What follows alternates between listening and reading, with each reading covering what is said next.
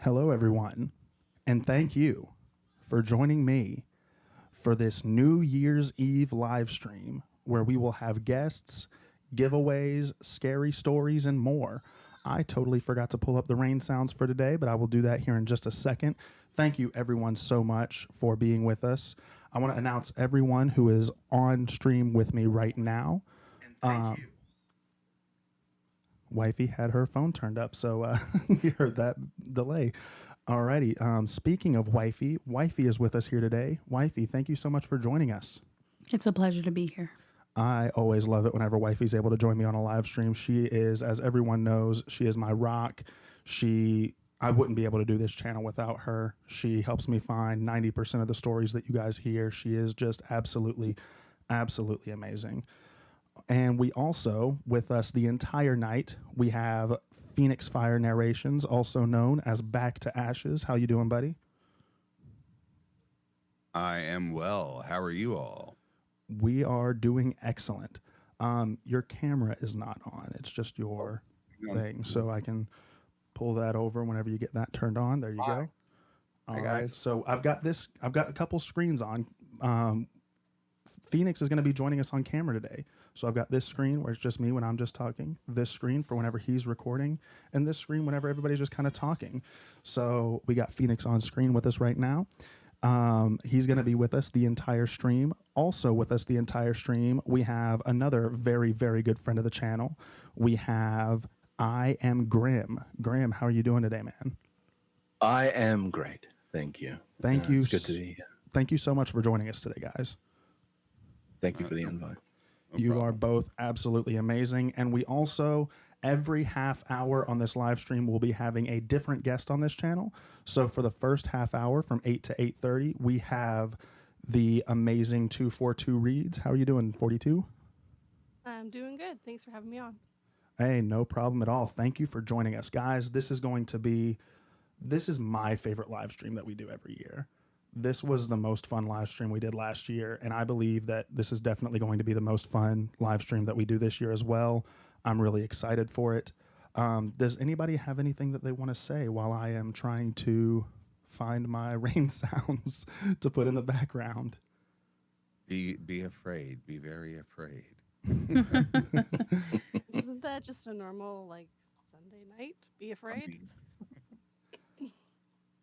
Absolutely, especially whenever I forget to do one thing. That's like one of the most important things to do before the live stream. Inner Scare needs a grown up. I do need a grown up. That is no joke. Unfortunately, they're all away on holiday. Left the kids alone to play. Yeah. Alrighty, so we've got them on. They're just not playing through the right speakers. I will be right back on camera, guys. Alrighty, so I see a lot of people in chat. I want to welcome everyone who is with us. Unfortunately, there are a lot of people right now chatting, so I'm not going to be able to name everyone because I don't want to miss anyone. But thank you all so much for being here. Inner Scare Wifey is also helping us mod the chat and stuff, so thank you to her for that. If there's anything in chat that I miss that definitely needs to be said, Inner Scare Wifey will point that out to me. And I do want to give one special shout out. Draconian Universe is in the chat. How are you doing, buddy? I am so glad to see you back again. Me too. Oh my gosh. I have missed you, my friend. I have missed you. So glad to see you back again. We love your work as well, my friend. Alrighty, so can y'all hear the rain sounds? I don't know if you guys can hear them or not. I sure can't. But it looks like it's going through there we go, now I can hear them. But it probably just turned down for you guys. Definitely can't hear it on my end. Yeah, I was asking on the stream. Okay, there we go. Now I think that's better. I like to hear it when I'm reading. Like, I've just gotten so used to listening to rain sounds while I read stories that I cannot read stories without rain sounds. So, alrighty. I am so glad that everyone is here.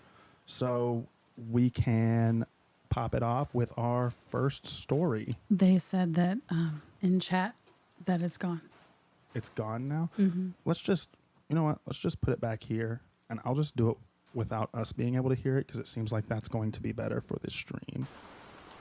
Yeah, it looks like that's better for the stream as if I do it that way. That way it's a little bit louder for everyone. It was also kind of coming through your mic, so I think it kind of glitched on you. Gotcha. Alrighty, well, I am glad that is figured out now. Alrighty, so 242, would you like to read our first story since you are our first half-hour guest? You can do that. I already pulled one up because I'm ahead of the game today. Alrighty, everyone, without further ado, 242 reads. It's a glitch in the Matrix. 29 years ago, I jumped to a parallel existence after a near-death experience. By Stripped Macron. Let me start by saying this will be long. My heart is already beating faster telling this story. Only those closest to me know that this happened until now. When I was 25 years old, I was driving home from work one night. I live in Los Angeles at the time. I was driving on the Sunset Boulevard heading west towards my apartment in Bedwood. For those that are not familiar with the area, there is an expanse of sunset near UCLA. This is also very curvy. It's 2-lane on either side with no shoulder. It was 8:30 on a Saturday night, so there was some traffic. I was driving along and all of a sudden about 50 feet in front of me, I saw a car, but I was looking at the passenger door. A car had spun out of control and was parallel with my car in my lane. I didn't have time to stop. I looked to my right and saw there was a car next to me, so I had nowhere to go. I instinctively turned my car all the way to the right anyways. Once I had cleared the first car, I spun all the way to the left, still trying to avoid that second car. While all of this was happening, I remember a time with my mom at Disneyland when I was 3. This is not a memory I've ever had before. I vaguely remember parts of that trip, but this memory was not one of them. I realized then that my life was flashing before me. I was going to die. I had never been so sure of anything. Every part of me knew I was about to die. I started screaming. To this day, I don't know if I vocalized anything or if it was just in my head. I yelled, "No, this isn't fair. I'm not done yet." All the while swerving all over Sunset Boulevard. I suddenly stopped my car and I was not parallel in the opposite lane of traffic. I was now parallel in the opposite lane of traffic. I looked around and there was not a single car anywhere. It was like everything had been wiped clean. I put my car in reverse and proceeded home. I did not see a single car the rest of the way. It was only 5 minutes away from my home at this point, but Sunset Boulevard on Saturday night was completely empty. I got to my apartment and parked on the street. I didn't see one person. While walking to my apartment, I came to the conclusion that I had died, and because I said no, I was now stuck in limbo. I had never wanted my roommate to be home so badly. Unfortunately, she wasn't. I called one of my best friends and said, "I need to ask you some questions. Please just answer me and I'll explain everything. And I'll explain after." I asked her my name, my age, what city I lived in, and the date. Obviously, she was very alarmed.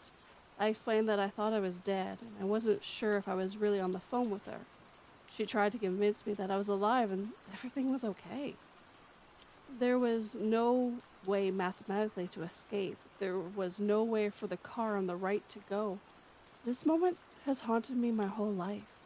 There have been times when I have questioned my existence.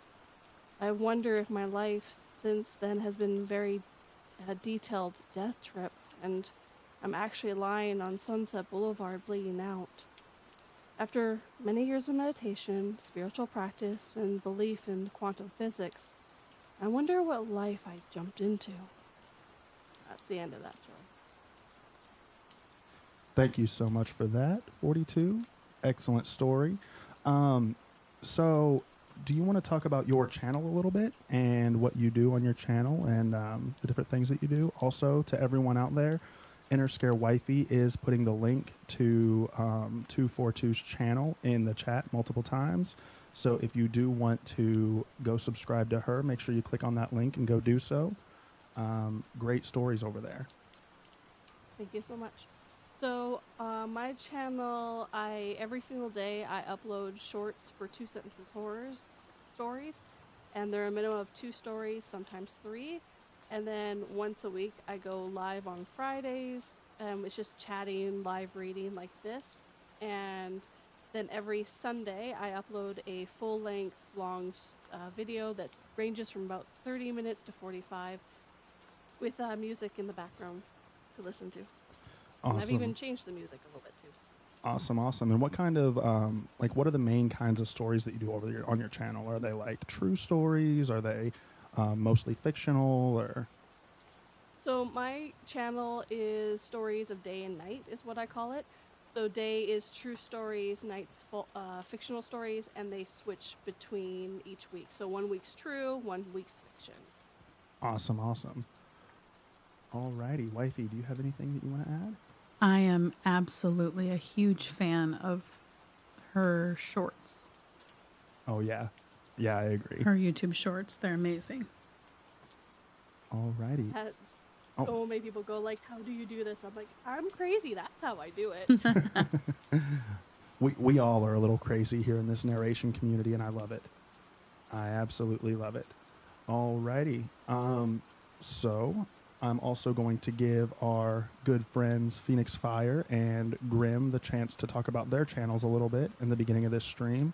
In case you haven't heard of them, Phoenix, would you like to go first since we've got you on camera here? Yeah, sure. Let's turn that a little bit. So, I actually am releasing a video tonight that pays homage to Inner Scare and Inner Scare Wifey. I was doing horror narrations, and they said, "Yo, maybe step outside your comfort zone and try this." And Back to Ashes was born. And when I say born, I mean like exploded. And that's what I've been focused on, is reading people to sleep. Yeah. Alrighty, so over on Back to Ashes, you do basically a lot of similar things as over here, except you go into a few different territories that I don't really go into. Like, I don't really read a lot of paranormal stories over on this channel, but I've seen you like to do paranormal stories, and you also do like true crime and things of that nature. I try to do, actually, that's funny because that's what I'm reading tonight.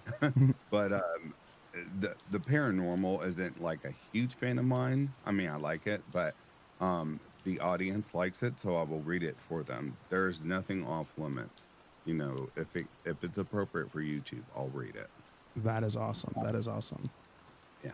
There are very few channels that I genuinely can sleep to, and any video I put on of yours, anyone at all, I immediately fall asleep within 5 minutes. It's truly a blessing to those who have insomnias. We're so proud of you. No, thank you all. I mean, it's already been, God, this year flew by. So I started in January, and here we are. Also, got to say, I love your robe. Looks very comfy. It's New Year's. I used to be I used to be the guy laid out drunk across somebody's pool table or something. Now I'm an old man at home in a robe. Yeah, I'm gonna call you Granny Phoenix all night. So Pop will work. Papa Phoenix. that's hilarious. Alrighty, and also we've got with us the Grim Reaper's Nightmare, also known as I Am Grim. Grim, do you want to talk a little bit about your channel and what you do over there? Sure. I'm not as fancy as the rest of these guys. A lot of my stuff at the moment in particular is no sleep stories. So these are your fictional, I suppose is the best way to put it. Stories written by amateur or newly starting authors. I have delved a little bit into true stories. I've done a little bit of sleep video type of thing in the background. But I mean, most of what I do is more just an outlet to allow me to become the characters on the paper. I've always, back in the day, used to listen to those old school radios, you know, the ones where they would like tell a story and you'd hear the person narrating it, living that tale. That's kind of the sort of thing that I want to see more of and enjoy putting into my work. Yeah. Yeah, I love your channel, dude. And I will say, whenever it comes to like becoming different characters and like having to put on the accents and stuff, I don't think there's another narrator out there that I've seen that can match your talent when it comes to those types of things and the work that you put into the audio that you do and stuff. So my hat's off to you on that. That's one thing that I tried to do whenever I was in the very beginning stages of my Inner Scare Sleep YouTube channel. I tried doing stuff like that on a second channel, and I was just not good at it. So anybody who can do the things that you do over on your channel, I tip my hat off to you for sure. Thank you, dude. It means a lot to hear that. How do I put it? It is literally there because I like to get the attention. That's 100% the truth. But at the same time, it's that ability to act and be different people. I don't know if anyone's been like this, but you know, when you look at something and you think, man, I wish I could be someone else. For me, that's what those stories are, to give you that break away from your normal reality, you know? Yeah. If I speak up, Grim and I used to do collabs all the time, and I brought him over to my horror channel because of his massive talent. So I call him my brother in horror. He and I have a plethora of videos. We just bounce off each other. Grim is incredible, and I'm very proud of you, brother. Thank you. Yeah, you guys are both amazing when it comes to that stuff. And we will continue to... Go ahead, wifey. We will continue to talk with Grim and Phoenix / Back to Ashes throughout the stream as well, because they will be with us throughout the entire stream. But I do want to, because we only have her for a short amount of time, talk about 242 for a little bit longer and ask her some more questions. So I know that you said 242 that you go live, you said once a week on Fridays, was it? Yeah. Okay, so can you talk about that a little bit? Like, what do you do on your live stream, things of that nature? So ideally, I want guests, but it's become very difficult to get guests. But it's kind of become live reading and chatting, kind of like this. I think that's a better live stream than what I used to do, because I used to do the ones in the morning. We just talk, and it seemed to ramble sometimes. But this way, there's a little bit more focus. So the live stream is just reading, talking, getting to know the other narrator. Sometimes I have writers as well that join me, so just different guests all the time. That is awesome. So your Friday stream is kind of set up like a podcast style, where you're talking to people, reading, interacting. That's a lot of fun. And I actually, for those of you on this channel who don't know, I was on 242's Friday stream a few weeks ago, and it was an absolute blast. So if that's the type of stuff that y'all like, I know that y'all like, listening to live reads and live streams and things of that nature. Make sure that you go check out 242's channel, because that's a lot of fun. I It was a really lot of fun. hope it blows up for you this next year, because I find your channel extremely light-paced and very entertaining, which is not Thank something you. you get on every live stream. So it's just a really good, safe space, I feel, for every type of horror fan. Yeah. 242 is also my go-to narrator wife. This is Whenever true. I need a female voice, I got her back. She's got mine. So Yeah, she has become my narrator wife. yeah. Every time, like, Phoenix, I need a voice. She does it all the time. I love it. That is hilarious. We can say to each other's buds, That and I will do it again. That is awesome. And that's what I love about this community, is no matter, how big your channel is, no matter how small your channel is. I remember whenever I was brand new into this niche, and I was just, brought in with open arms, and, people embrace new people coming in, and we help each other, and we encourage each other, and whenever we need a voice that someone else, or whenever we need a voice for a story and we know someone that would fit it, everybody's always just so willing to jump in and things. And I love this community so much. That's one reason why this is my favorite live stream of the year, because we get to actually bring on a lot of people from the community, and we get to, do that showcase and just showcase some of the talent that is in this community. And I absolutely am so thankful to be a part of it. Apparently, we're putting, who is it? Kenzie to sleep already. The Well- rain sounds are working. That is a Yeah. good thing. And Draconian Universe asked 42, how long have you been narrating for, too, and what made you get into the niche? So I've been narrating since May of 2020. I was an idiot who thought this would be easy because I've liked always listening to stories, and I went, you know what? I think this would be interesting. And I absolutely fell in love with it, especially for someone who gives up on things. Like, I'm notorious for starting something for a month and then never touching it. The fact I've been doing this for going on 4 years now is astonishing to me, even, and to my husband. He's like, I've never thought this was going to take off. I never thought you would keep doing this. I thought it'd be a month and you'd be done. And now it's been 4 years. I don't know what to do with you anymore. Yeah. Well, that is absolutely awesome.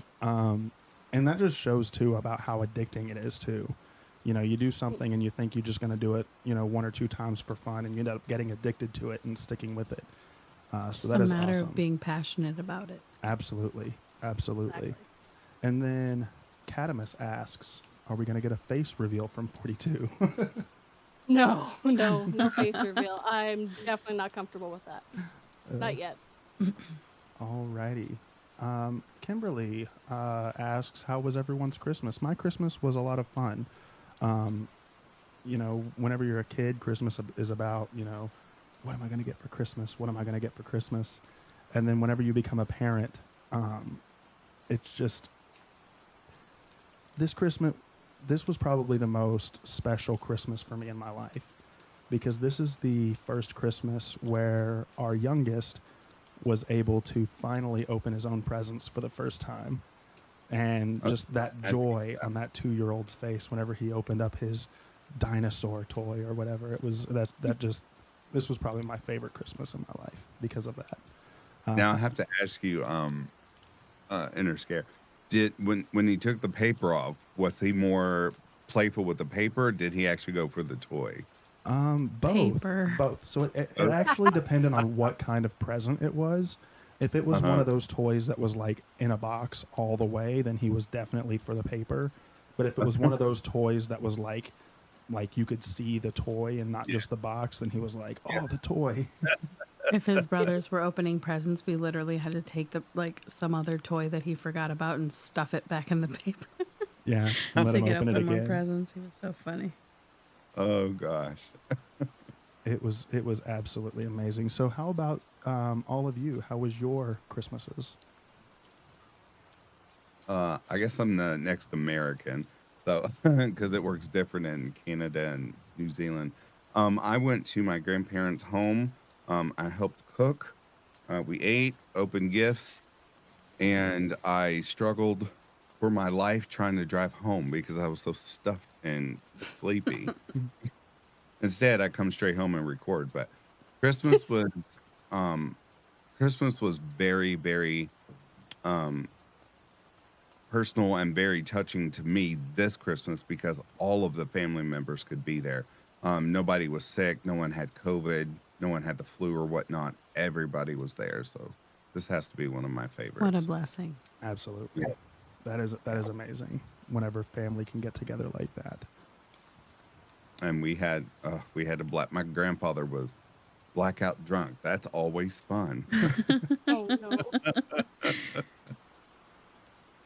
42. How was your Christmas or whatever y'all celebrate there up in Canada It land? is Christmas. I don't know why he said we celebrate different. We have Boxing Day here, but that's That's what- after. That's what I thought. I didn't know. So we didn't do anything this Christmas at all, but we did make tortilla soup is what we call it here, which is like this Mexican soup. Yum. And it's just a household favorite, so that's what we did. and that was about it. So, Sat around, watched some movies. did you win or lose your boxing match? I totally won it. I threw the box right at my husband's head. He was out cold. Totally got to keep the present. That is hilarious. Grim, how was your Christmas, my friend? Well, I get to celebrate Christmas a day before all y'all. So, why did I say that? Because I wanted to Skype and tell you that I was festive before you. But outside of it, I mean, we didn't do too much, to be fair. I know I sold it pretty quickly there, but it was just my wife and I. We just chilled out. I cooked way too much food for 2 people, so we had to bring one of her friends over, which was kind of disappointing because I don't like people. But when that came to an end, I mean, I had leftovers for days. I was able to eat some yesterday, so I mean, it was a good time. It was just good being around the wife and in our own home for the first time, renting, but you know. And now technically, Grim, it's January 1st for you right now. Right? Yes, it is. Correct. Happy New Year's to Grim. Happy New Year. And to everyone where they're not in the Future correct time zone. So, no, I'm just kidding. They're not at the correct time. Happy New Year's to everyone whose midnight has already passed, though, and it is January 1st for you. Happy New Year's to everyone. So 242 actually explained it in the chat. I was going to ask you what actually is Boxing Day, because every time I hear it, I just imagine like Muhammad Ali. So it used Black to be, Friday. well, yeah, it's Black Friday now, but it used to be for the rich people, they would give their servants Boxing Day off and give them boxes of presents. Oh, wow. That's what it originally was, and now it's become our Black Friday. Gotcha. See, I always thought that Boxing Day was the day that everyone returned the stuff like that they didn't want. That's what I thought. I Boxing thought Day it was like a huge boxing match. Thought it was a special boxing match, just like on Thanksgiving after the parade. There's the annual dog show. So I thought Boxing Day was. I tried to bring up a boxing match with Grim, but he totally backed out, said it was too far away or something. I don't know. Yeah, That's I'm not paying hilarious. for a flight to Canada. I mean, I like you, but not that much. Come on. There's no snow here, eh? Well, there's no snow where I am, so A yourself. Tell me, eh? That Tell is me about it, hilarious. yeah? That is hilarious. I love just the camaraderie that hands. we're having. This is amazing. Gosh. Day after Christmas. Canada's not even a real country anyway. Neither is New Zealand. It's just Australia. Just Hey. before we get too far in this stream, I just want to say the views and opinions expressed by the Grim Reaper's Nightmare do not necessarily represent that of Interscare Sleep. Or 242 Reed, or Back to Ashes. That's a good declaration. Yeah, very much. Just want to throw Also- that out there. Quick thing. Make sure you hit the like button and make sure it feels it. Thank you. Oh, yeah. With your pelvic thrust. Oh.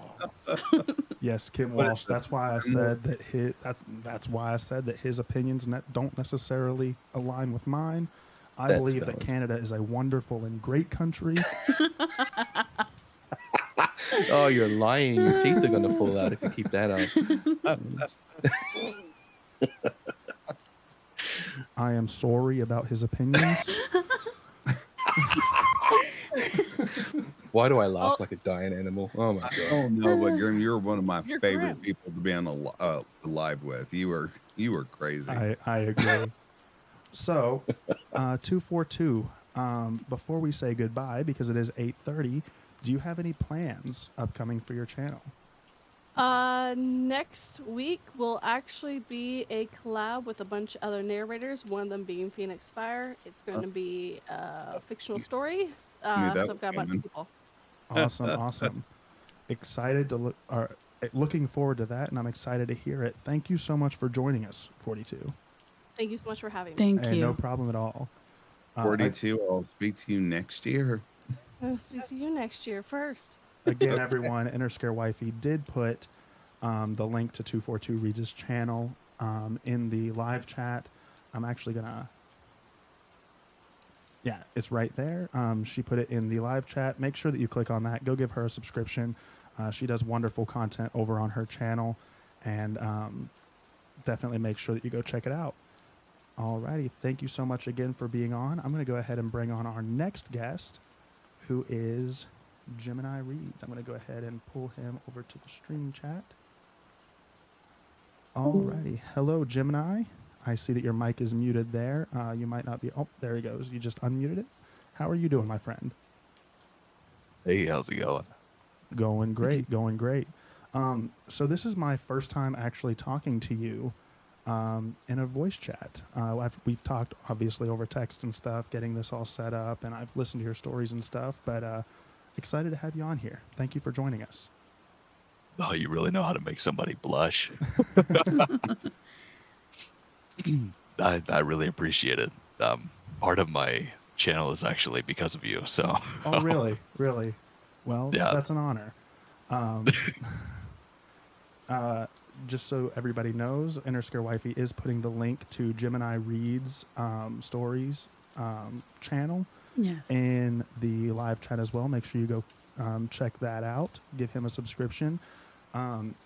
Whenever I hear your voice, though, you and Phoenix Fire, I'm going to pull him up here. You two have what I think a lot of people in this niche really want, which is that really deep, dark, raspy voice. Yes. That We have that bass. yes. That bass. I love how he said that.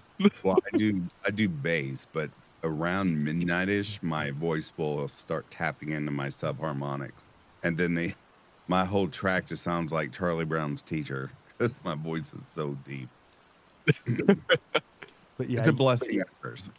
you both have that really deep voice that I really admire, and I love listening to your stories, man. Do you want to kind of talk about your channel and a little bit about what you do and things of that nature? Yeah.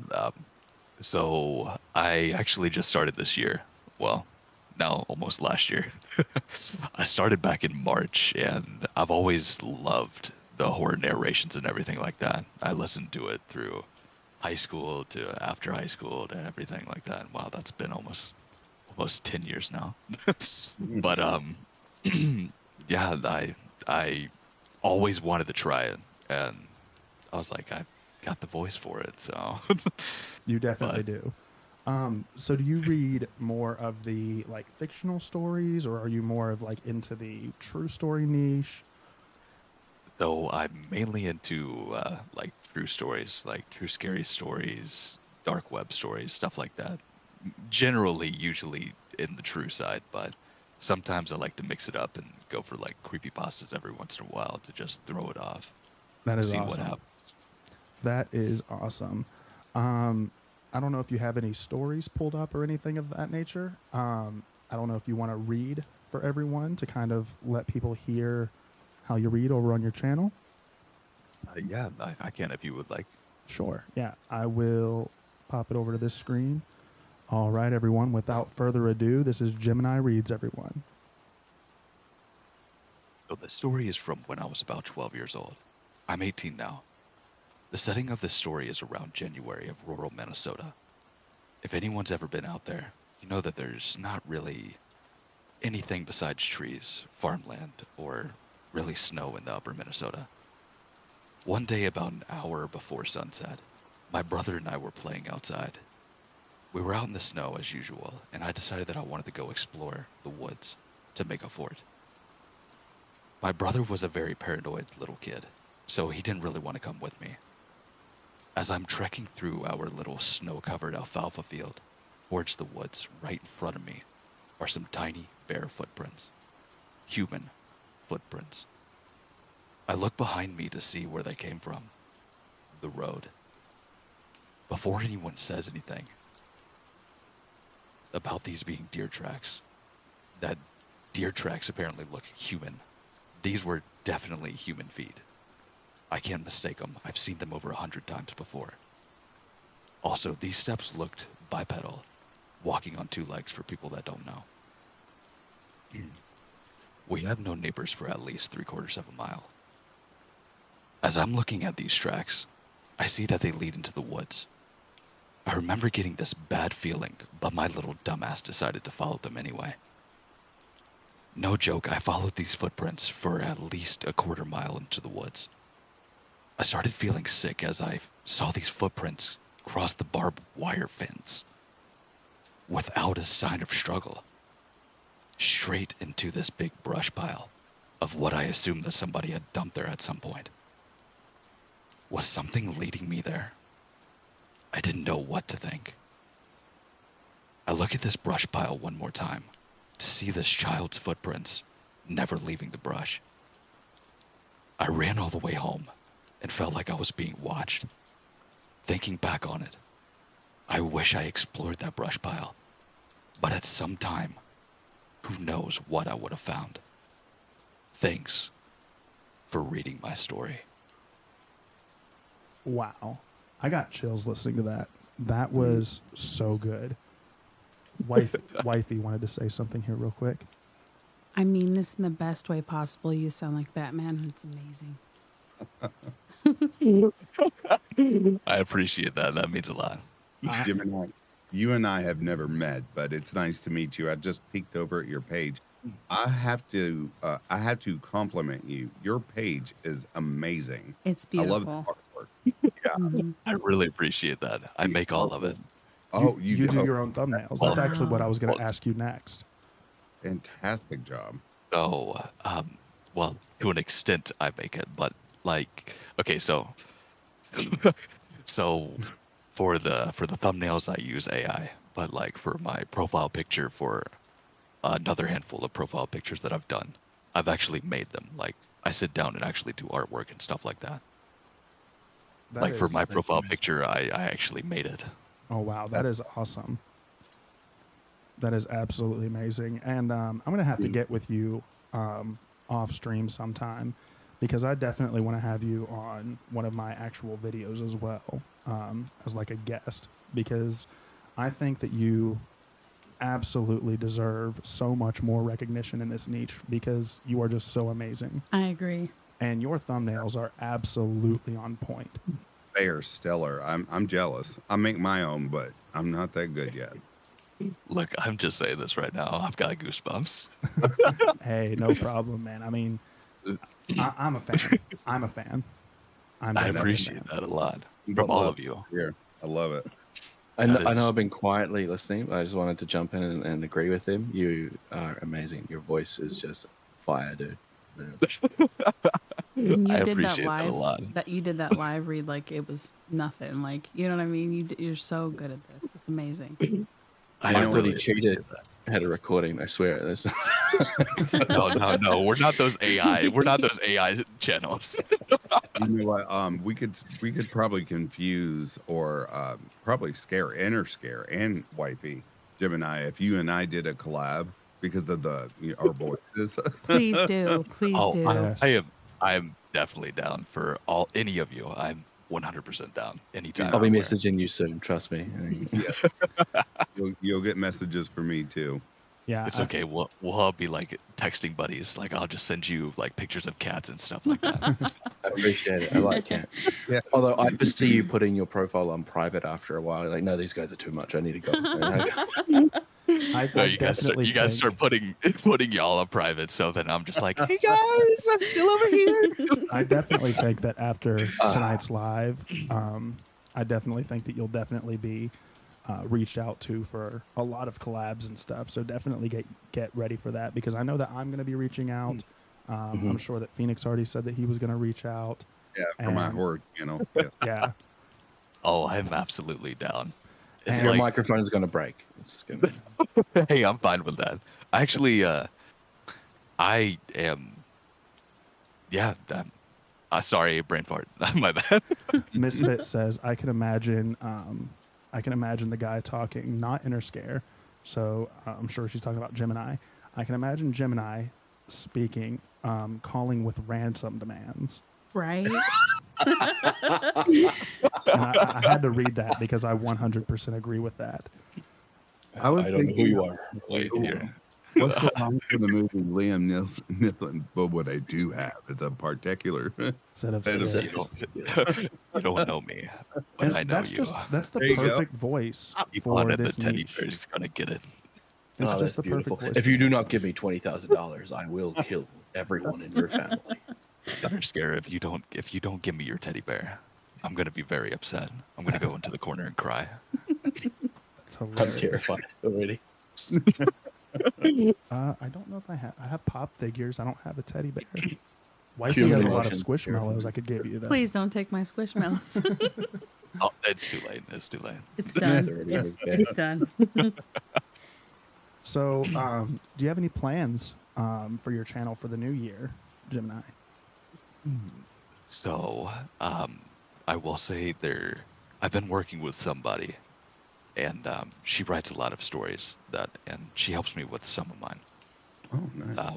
So I'm probably gonna start opening back up the whole dark web, even though it's Ooh, Sweet. not all of them are gonna be true, but I do really love that topic because of how dark and ominous it is. I agree And- 100%. Dark web is one of my favorite to listen to. Yeah, there's something about it with how much of a mystery there is, and Yeah. like you can never tell which ones are true and which ones aren't. Exactly. But yet- Absolutely. There are just so many that are out there that nobody knows about, but it deserves to be like have that light shed on it. Yeah. Mm-hmm.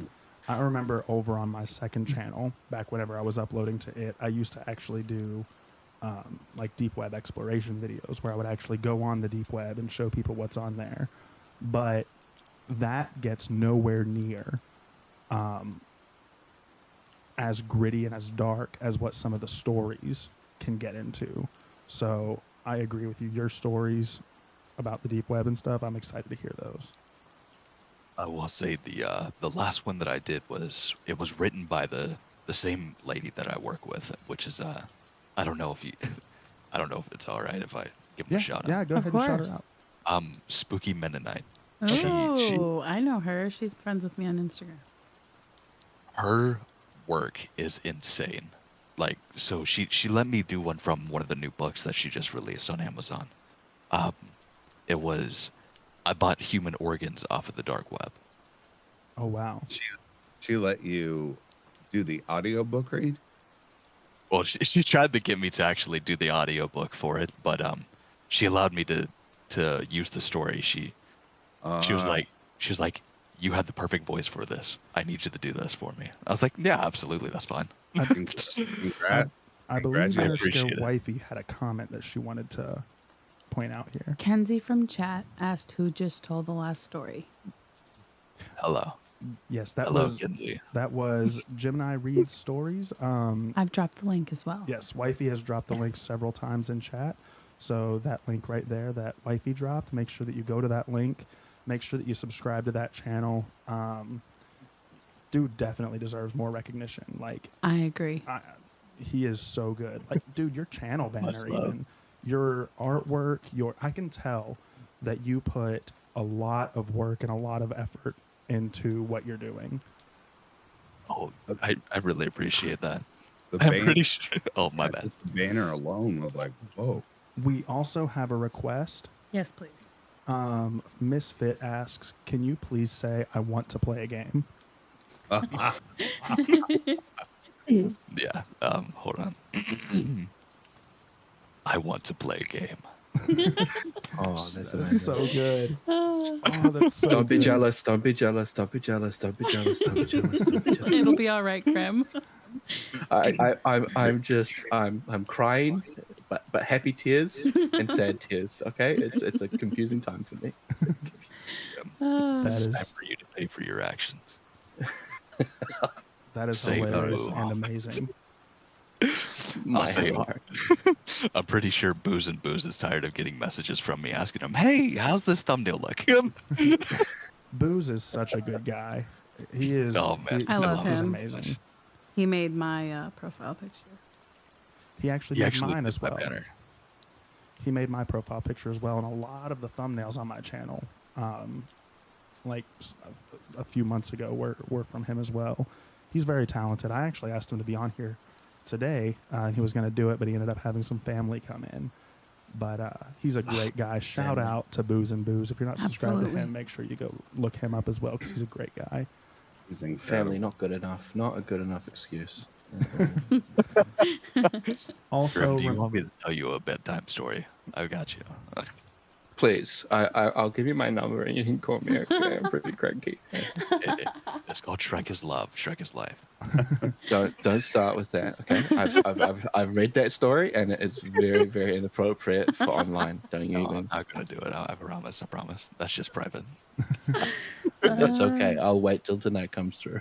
Also, Okay. to everyone watching right now, if you do have questions for myself or Wifey or any of our guests, feel free to leave questions in the chat. Interscare Wifey is going through there. I'm keeping an eye on chat as well, but Interscare Wifey is much better than I am at that. And she's pulling out questions, asking them as we go and things of that nature. So if you do have questions, make sure that you do leave them in the chat. I'm going to go ahead and I am going to, because I have not read a story on my own stream yet, I'm going to go ahead and read a really short backwoods story here. So, here we go. This is more strange than spooky, but around 2012 or 2013, me and my friend, ages 13 and 14 respectively, were out exploring a patch of woods at the edge of my hometown in northern Minnesota. We went a bit deeper in than we usually did and spotted a really well-built tarp shelter. Being the tactical tweens that we were, we snuck up to it from different sides with a BB gun and a knife, and we called out, to which there was no reply. We went inside and found some clean tin cookware and utensils on a little handmade counter/shelf. We came back the next day and the shelter was destroyed. The tarps cut up, and there were stab marks in the cookware. I still wonder to this day whose shelter it was, and why it was destroyed like that. That's kind of creepy. Alrighty, but yeah, so Gemini, you said that you're going to get back into the deep web stories in the new year. Do you have any other plans? Probably. This is also your fault. The cold stories. Oh, I- yeah. I've been doing a. Oh, go ahead. No, you go first. ahead. You go ahead. So I've been doing like true crimes cases on the side, like for a little series, and they're all nothing but cults. You are my best friend right now. You said true crime. That's it. Yeah, that's actually how my channel started. Which please don't ever go see the beginning. No. Oh you yes, can't do that. I'm going to. I'm going to bend the channel.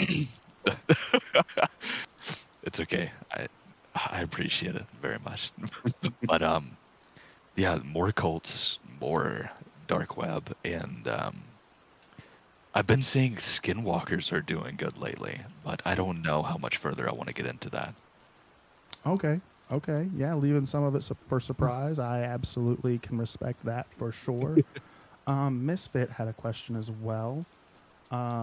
This is to both inner scares, she said, but I'm going to leave it open to everyone. What led you guys to reading stories to us in the first place? Was one of you already doing it and the other got into it? You want to talk about it? Oh, Wifey just knocked over our bucket of ice behind Sorry. us. I was the first one, I think, to really get into sleep stories.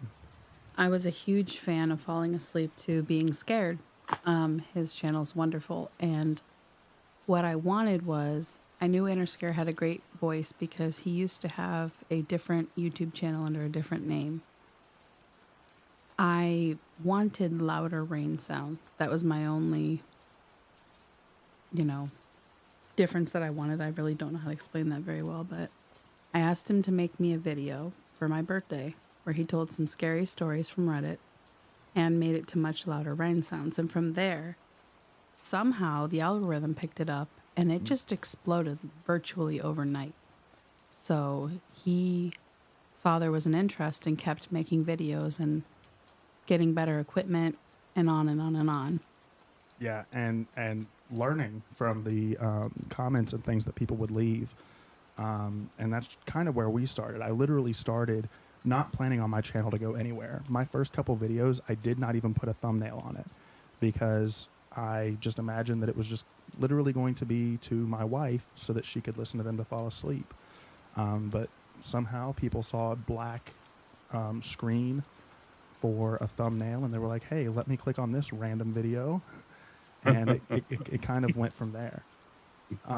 What about you guys? I'm going to leave it to our featured guest for the time slot first. Gemini, what got you into reading stories? So it's kind of ironic is Corpse, he actually was the first one that I listened to. And then I was like, oh, somebody that kind of sounds like me.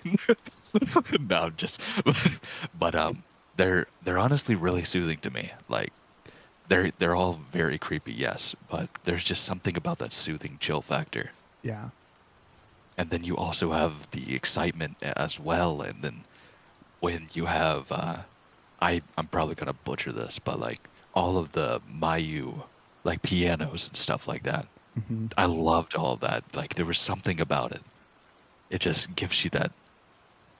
It gives you that comfort, but at the same time keeps you ready for something like a plot twist, if Yeah. that makes sense. It Yeah, does 100%. definitely. So you got And- into it because you liked listening to it. Yes, and also I love horror. Like I love horror. That is I awesome. mean, it's Yeah, that is absolutely awesome. And whenever you can find something that you really, really enjoy listening to, and then you realize that you can make that kind of content yourself and put out stuff that you want to hear, it's always it's really rewarding in a way, you know, to be able to see the work that you put into things. And I like I said, I'm a fan of you. I think that you're doing absolutely amazing. You are killing it, and I can see you absolutely exploding in 2024. I really do appreciate that. I know it's like it's a weird thing, and I'm sorry to keep it pushing, Hey, but no problem. That's what we're here for. it's you know how a lot of people won't listen to themselves. Yeah. Mm. I actually have to listen to myself because I take like mental notes, and I'm like, okay, I need to do this better. I need to do this better. Okay, this thumbnail didn't work, so let's go back to the drawing board. Let's try this again and this again. I listen to myself, Gemini, just to pipe up here in case, because I read deep and sometimes my voice kind of like skips. It doesn't like crack. It skips. And if I didn't listen to it, I don't know what my audio would sound like. Yeah. I know exactly what you're talking about Yeah. because mine does it too. Like mine does it. It's without a doubt every single story. It's like right in the middle of like a paragraph and it's, you know, you're on a roll and you're like, crap, I got to do that all over again.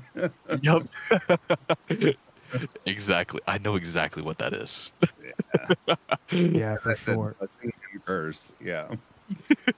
Yeah, for sure. And I think I listen to myself as well, and I do it for similar reasons. You know, to see you know, things that I can improve, words that I messed up on. I get comments all the time because I'm terrible at mispronouncing, especially my backwoods videos, names of different national parks and things of that nature. I get that.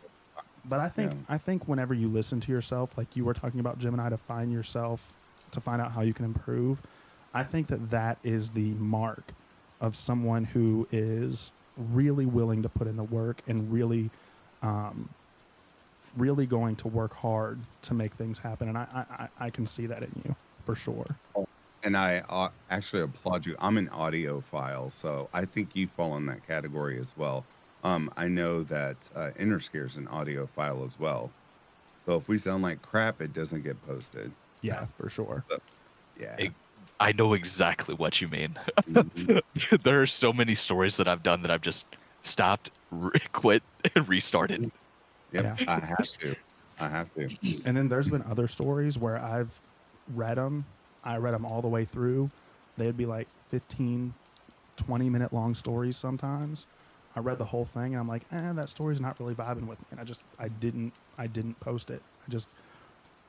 lost the 20 Yeah. minutes of work because, you know, I want to give my audience the best, and I can definitely see that you're in that same category, and I cannot wait to see where you go from here.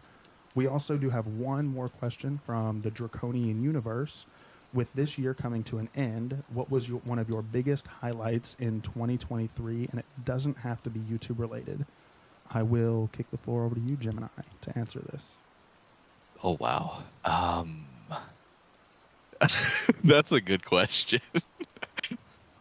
um well, okay.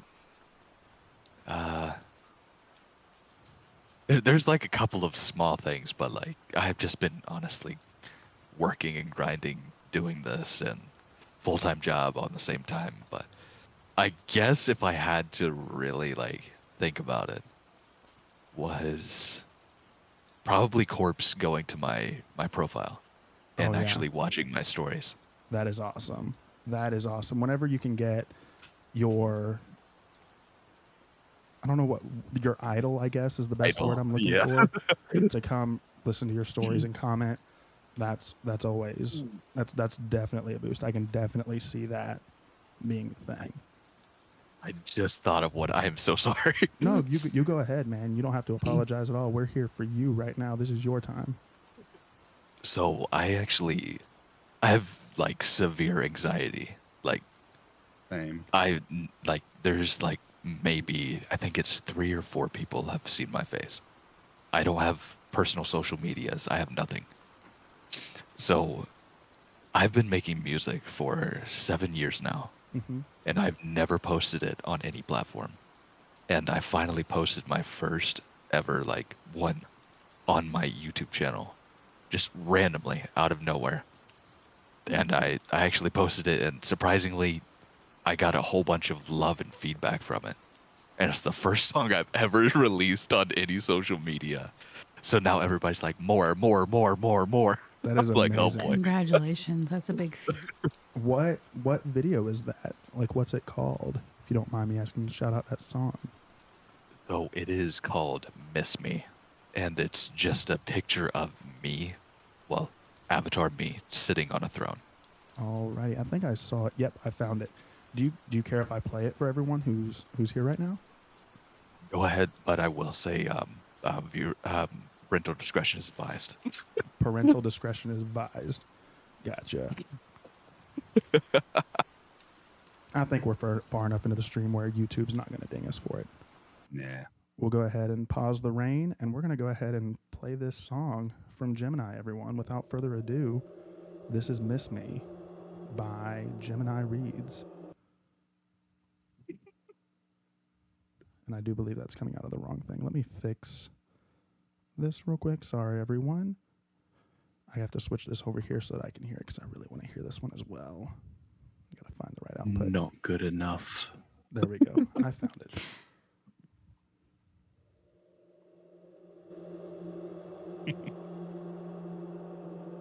Not good enough. While we're waiting on that, Gemini, how long have you been doing this? Hey, guys, they can still hear you. Oh, All right, everybody. Sorry about that. I'm going to continue the song now.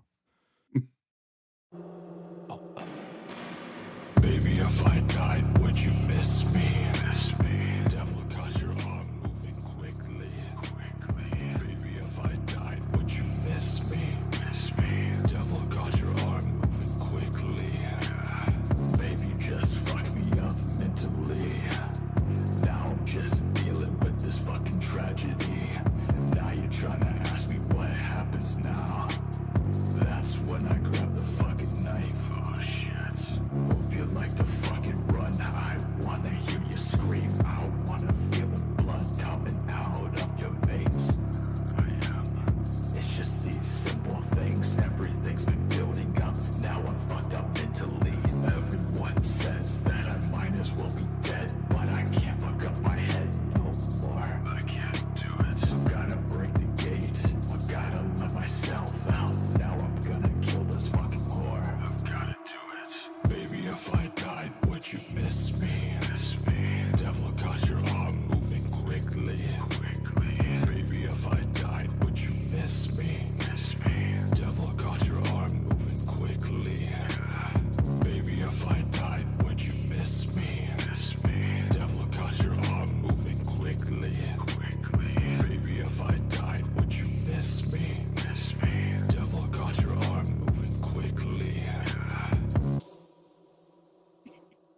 That sounded like the Saul doll was making his own record. I love that.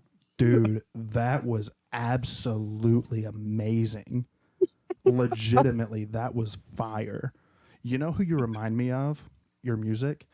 It reminds me a lot of Ghost Main. Oh, I love that. Thank you so It, much. it reminds me of the song Fed Up by Ghost Main. Ooh, yes, yes, yes. That was absolutely amazing. I really appreciate that. Yeah, Thank you very much. if y'all enjoyed that, that's not his main thing. His main thing is reading stories. If you enjoy the stories or if you enjoy the music, please make sure to go over to his channel and subscribe because I definitely want to get him some more recognition. Thank you so much, Gemini, for joining us. I'm going to go ahead and bring Horror on the Rocks on, but I'm going to drop your link one more time in the chat here for everyone. Give me 1 second. Thank you There for we go. having me. No, And Gemini, very nice to meet you. yes, it was excellent talking to you. Excellent having you on. Thank you so much, and I'm so excited to have you on a video in the future. Absolutely. It was sorry, voice crack. I really loved meeting all of you, including Interscare, Mrs. Interscare. That it's awesome to be able to talk to all of you. I'm gonna stalk you now. I want you to know that. Absolutely. Please do. Have a good night. We're gonna be big. I see it already. Absolutely. Alrighty, and I'm going to go ahead and bring Horror on the Rocks in. We are a couple minutes late, but that is okay. We're just kind of flying by the seat of our pants here and figuring out as we go. Horror on the Rocks, how's it going, buddy? I see that you got your microphone muted. I see that you got your... There we go. There you go. Let's act like I've done this before. Hey, no problem at all. How are you doing, man? I am doing very, very well, my friend. Thank you so much for having me on. It feels good to not only be on, but also I feel like I've known you for so long, but we haven't really like talked like this before. It's just been a kind of a couple messages here and there, so it's good to talk with you. Yeah, it's definitely good to have you on. I'm so happy that you joined us tonight. I know that there's a lot of other things that people could be doing on New Year's Eve, and I'm really honored to have you on here, even for the time that we got you. So you want to talk a little bit about, for those who don't know, your channel and what you do, what kind of stories you read, and all that good stuff? Absolutely. So initially, I started out as just purely doing creepypastas, really trying to find my way.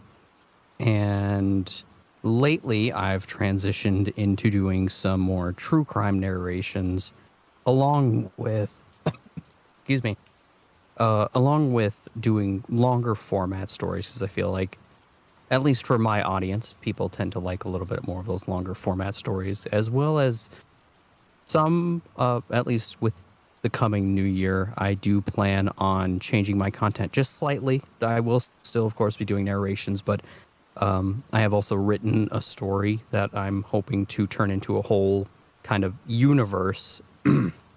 And I have ideas for stories, but I'm a very, very slow writer. And so it takes me a long time to get those out, but I'm hoping to do those more, along with, I'm a huge fan of Nexpo and his style of content creation, and I'm wanting to do a little bit more of that. So I'm hoping to introduce a little bit more of that in the coming new year. That is awesome. I am also a huge fan of Nexpo, so I'm definitely looking forward to you putting out that type of content as well. Also, I've got to throw this out there. I wasn't gonna go here, but I think that you have. I see all the time on Twitter /X /whatever you want to call it. You're always bringing out new art for your channel and new logos, new things. I'm going to go ahead and actually pull this up here. So let me see if I can pull that over actually. Yeah, so this right here is like your main logo, but then you've also got It's not showing properly here. Let me actually do it this way. Yeah, Pull there we this go. over here. You've got this picture here that's like your main logo, but you've also got like this for your podcast, and you've Yes. got this logo as well.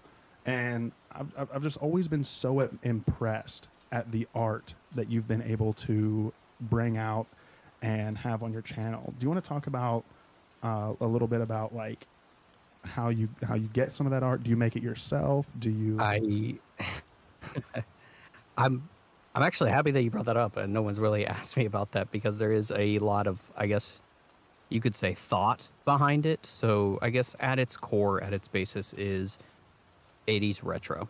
I mean, I feel like that's pretty clear within it. But so my current avatar that is used is actually a mold, I guess you could say, from the Lost Boys. In particular, it is, why am I now forgetting his name? Not Michael, who is why am I forgetting the main? I cannot remember his name for the life of me right now. I'm Googling it for you. Yeah. It's We have the escaping me as technology, well. of course. It's escaping me as well. Michael Emerson? Not Michael. Dwayne? Edgar? The head Star? vampire. Main. I keep wanting to say Derek, but it's not Derek. It is. Max? Souther. His first name is Souther. Souther. Yeah, it's who Kiefer Sutherland plays. That's it. Kiefer Souther. Yeah, I was saying that. It is. Wow, Google's not showing me. He plays. Same, actually. His name is David in the movie. Yeah, David. There it is. Thank you, my friend. And of course, hello, Phoenix. Always good to talk with you, brother in Yeah. horror. But it's molded after David, and it's to go with that kind of vampire type esque look. But I also have been wanting to go into merch and just creating visually stimulating things that people enjoy. And so with my latest design that I came out with, that one was a throwback to old pinup models. And that's why I incorporated the like little shark head on the whiskey bottle, that kind of throwback. So it is a, at least I think anyway, in my opinion, it's a nice mixture between 80s retro and old classic speakeasy, Yeah. and fusing those together into one. Yeah, I really love a lot of the art that you have on your channel, and just every time I see it come up on Twitter, I'm like, holy crap, like that is absolutely amazing. A lot of the stuff that you're able to do and pull off, and things that you have for art.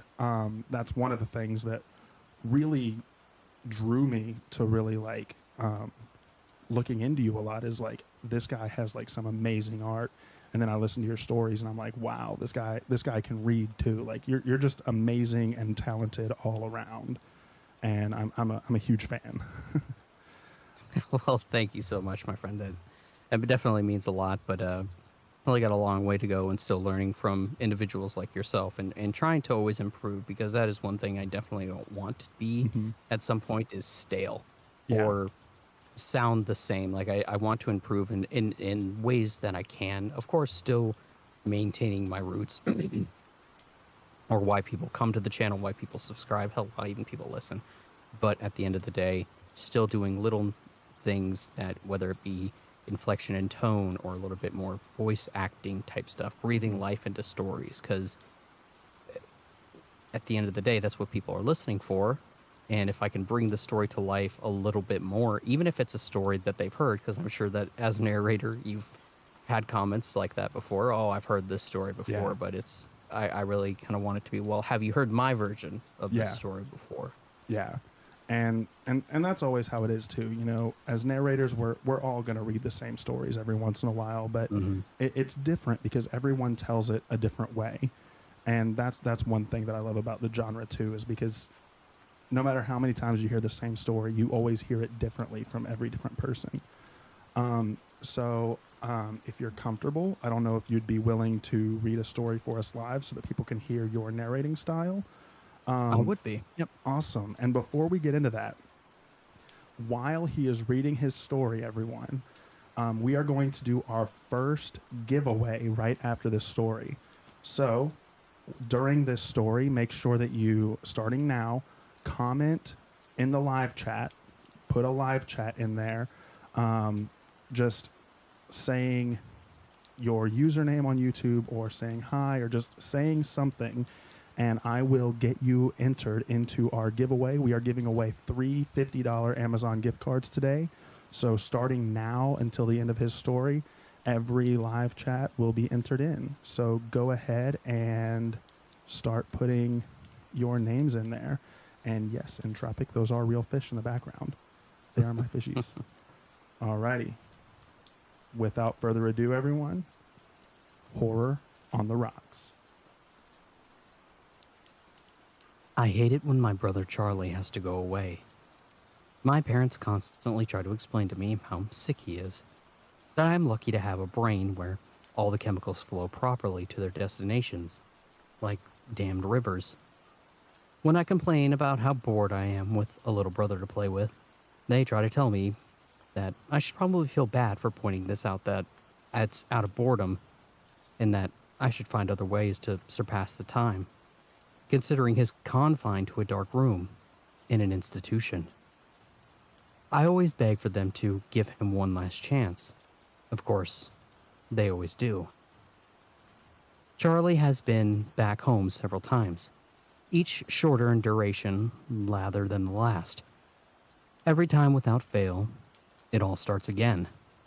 The neighborhood cats with gouged eyes showing up in a toy chest. My dad's razors are found dropped in the baby side of the parking across the street. Mom's vitamins replaced with bits of dishwasher tablets. My parents are hesitant now, using last chances sparingly. They say his disorder makes him charming. Makes it easy for him to fake his normalcy. And to trick the doctors who care for him into thinking he is ready for rehabilitation. That I will just have to put up with the boredom if it means staying safe from him. I hate it when Charlie has to go away. It makes me have to pretend to be good until he's back. Alrighty. That is an excellent story. I'm going to give it just a couple more minutes here. I see that we do have some more comments coming in. I want to make sure that everyone who wants to enter into this giveaway has a chance to enter in. I'm going to go ahead and switch over to my screen share scene. This is the list that we have so far. Make sure that you leave a comment, or not necessarily a comment, a live chat, so that I can get everyone entered in. So far, we've got Entropic Society, Misfit, Carolyn Doonan, Jeffrey Freak, Cindy Cleveland, The Draconian Universe, Amanda McCullough, Tina Mead, Kimberly Shepard, Jennifer Moyer, Samantha Place, Interscare Wifey, Misfit, and Back to Ashes. Anyone else who wants to join in this giveaway, even the people that are on this stream, like Horror on the Rocks, if you want to join in, Grim, if you want to join in, make sure that you leave a comment on the live chat, and I will get you entered in. We are going to spin the wheel at 9:16. I'm going to give it one more minute. And while we are waiting that 1 minute, Interscare Wifey has something that she wanted to say. Yes. Absolutely. Sorry. Misfit asked, did anyone make any resolutions or only to make bad ones? Do you have any resolutions for this new year? I'll leave. For the first time... Oh, I'm sorry. No, I was going to say I'll leave it up to Horror on the Rocks to go first because you are our guest for this half hour. Thank you. So for me, it's to get back into fitness. Typically, it's been something that's been part of my life for a long time. Just over the last 2 years or so, life has been very, very busy.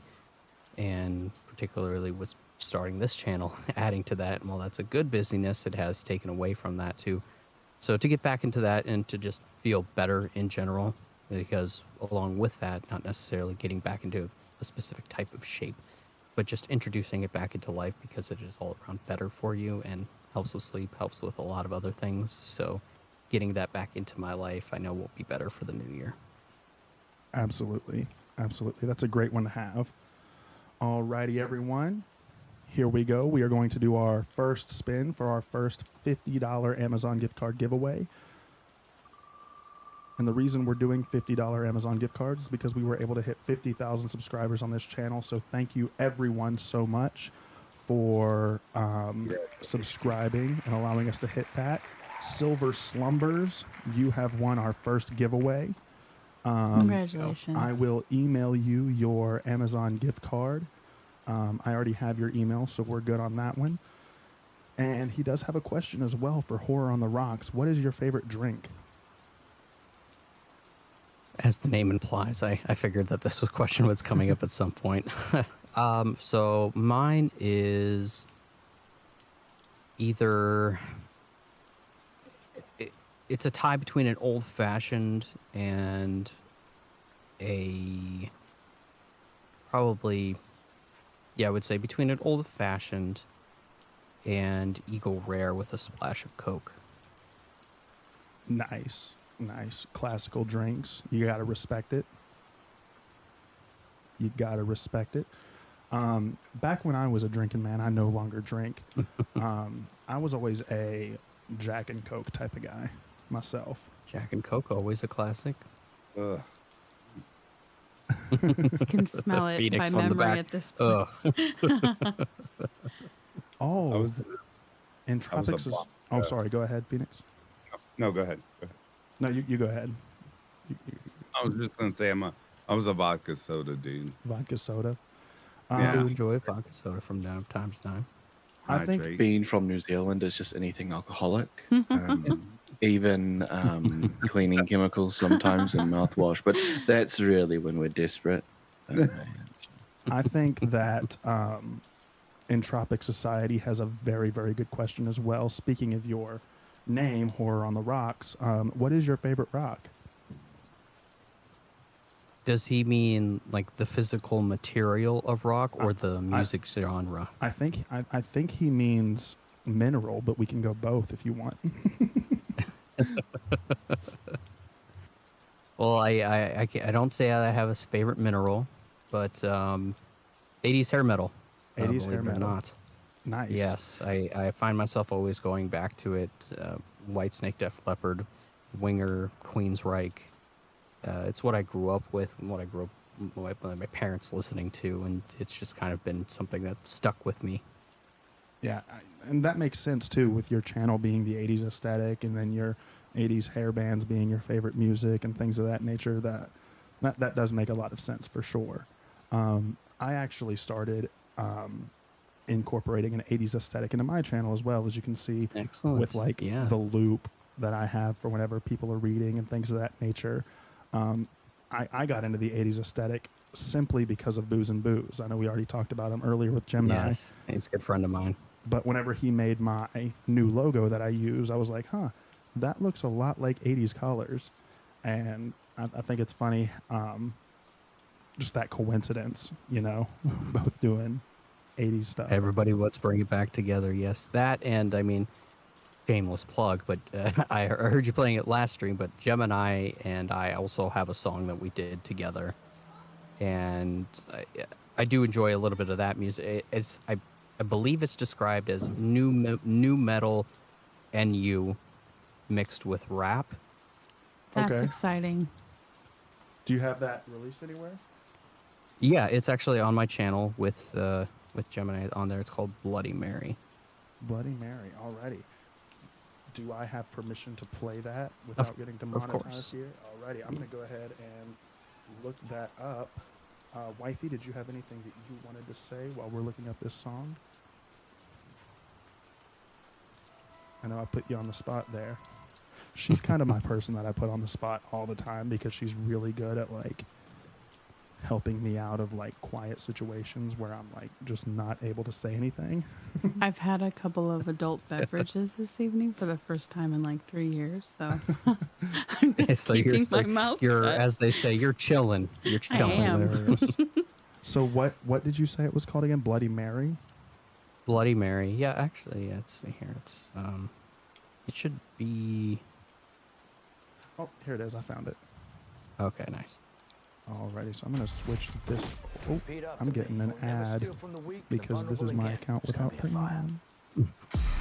Alrighty, so I'm going to switch my audio back over to where I can hear this.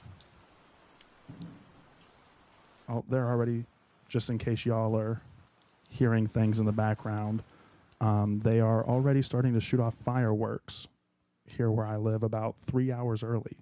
So that's always Naturally. Alrighty, everyone. Without further ado, this is Horror on the Rocks x Gemini, Bloody Mary.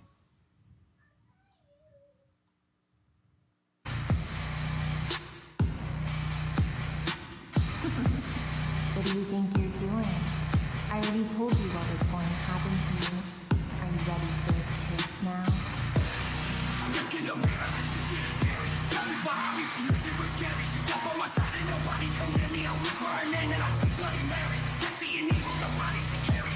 She want me to whisper her name while she's screaming my name. Ain't good, bitch, I ain't trying to do all that. I can't even look in her face. She rolling her waist, I'm scary, ain't trying to see all that. She haunt me in all of my dreams. I can't even sleep, can't even get her to come back. I've been trying to make her leave. She coming at me, I'm running my trust and stay back. I just summoned Bloody Mary. Somebody please save me. I don't know no ghost. I've been trying to get close. I'm tired of playing these games. Get out of my way. I'm trying to see you get lost. I don't know no ghost. I've been trying to get close. I'm tired of playing these games. Get out of my way. I'm trying to see you get lost. Bitch, I am a menace. I'm making this money. They call it independence. Bitch, I am a dentist. I'm pulling your teeth with no anesthetics. Bitch, I am a menace. I'm living rent free. Bitches be tenants. Bloody Mary, I'll see you at 3 times. Cause that bitch be daring. Bloody Mary, I'll see you at 3 times. Cause that bitch be scary. Got them terrified, but I don't think that they like me. Bitch be verified, but they don't even excite me. Say that I'm alive, but I'm feeling dead inside. Mama, hold your eyes, but I can't keep them from crying. Bloody Mary, I'll see you at 3 times. Cause that bitch be daring. Bloody Mary, I'll see you at 3 times. Cause that bitch be scary. What's wrong? Don't want to hang out tonight? Holy Mother of God. What? We're both sitting here like, We're just like jamming. Like if I like, I know I didn't have my camera on, but like, I know I'm wearing a suit and everything, y'all. more, please. I know I'm wearing a suit and everything right now, but like that type of stuff, that's my jam. Like that is absolutely amazing. I need y'all to like put out an album like ASAP. Like I legitimately. would love to. That's also another kind of like I feel like as I don't know if it's for the same for you guys. And whenever I talk with Booze and Derek Weber, also good friend, we're all talking amongst each other and talking about like side projects we want to do and things of that nature. And this is one of those. And I also feel like it is necessary. Also, Noetic Reads is the voice that is the female voice that is on that song. Oh wow, that is awesome. Misfit says you're single next, then Inner Scare. So here's a funny story. I put out an entire, this was before I ever had Inner Scare, before I ever was doing narrations, before I was ever doing anything. I put out an EP of rap music because I love rap. And it is absolutely 100% the worst music that you'll ever hear in your life. I love you, but it's awful. I am not musically gifted at all. I can like do other people's songs, like if I had a ghostwriter or something, but I am absolutely terrible whenever it comes to doing my own music. So unfortunately, Misfit, unless you want your ears to bleed, you'll probably never hear a single from me. I vote for the narrators to do a music video for that song. I agree. You guys, that would be absolutely amazing. You guys are so gifted musically. Like I had no idea, because I missed those videos from you and Gemini. Apparently, I had no idea that you guys did that.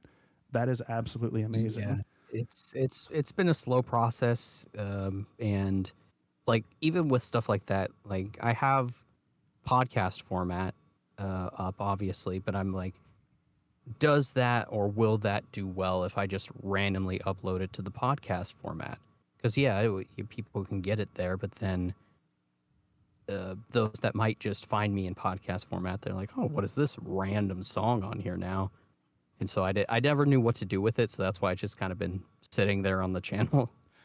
I'd get a DistroKid account, because that'll help you. That they will automatically distribute it for you to Spotify and Apple Music and Tidal and all of those different platforms. And that's what I would do. You guys could hit it big with that. Samantha Place says it can't be worse than Lil Wayne. Trust me, it's awful. It was Christian rap, if that tells you guys anything. That's I need to hear this offline. it is so In all bad. fairness, I need this in my life. It is so bad. I'll show it to you offline sometime. Definitely not playing it online, because if I played my music online, I would go from about 50,000 subscribers down to about subscribers 2. I would lose my channel overnight.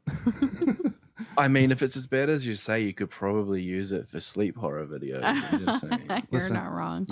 I don't You know. just like slip it in the middle of a video. I'm the type of guy who I really enjoy terrible horror movies, right? That are like ironically terrible. Like my two favorite horror movies of all time. Number 1 is The Cube, which isn't a terrible horror movie. I know it's a good movie, but a lot of people say it's terrible. I think it's great. And Rubber. Ugh. Those are my 2 favorite horror movies of all Rubber, time. I'm not familiar with that It's one. not worth it. It's a haunted tire that goes around killing people. That's the entire premise of the movie. That sounds just terrifying. It is so bad. I'd watch that. It is so bad. Oh my god, I got a flat tire. No. But those are the type of movies that I love watching, because they're like ironically terrible and still enjoyable to watch. They're so bad, they're good. Yeah. Exactly. My music surpasses that and just goes to where it's so bad that it's awfully bad. So bad It's that just- it's bad. So yeah, no, that's not getting released to anyone publicly ever. Next thing you know, it's on WikiLeaks. You know what I mean? Someone's Misfit, yes, a haunted tire, like a car tire. I'll see if I can like find like the image of the. It's so bad. Yeah, like this is literally the movie right here. I'll screen share here. This is literally like the cover art for the movie.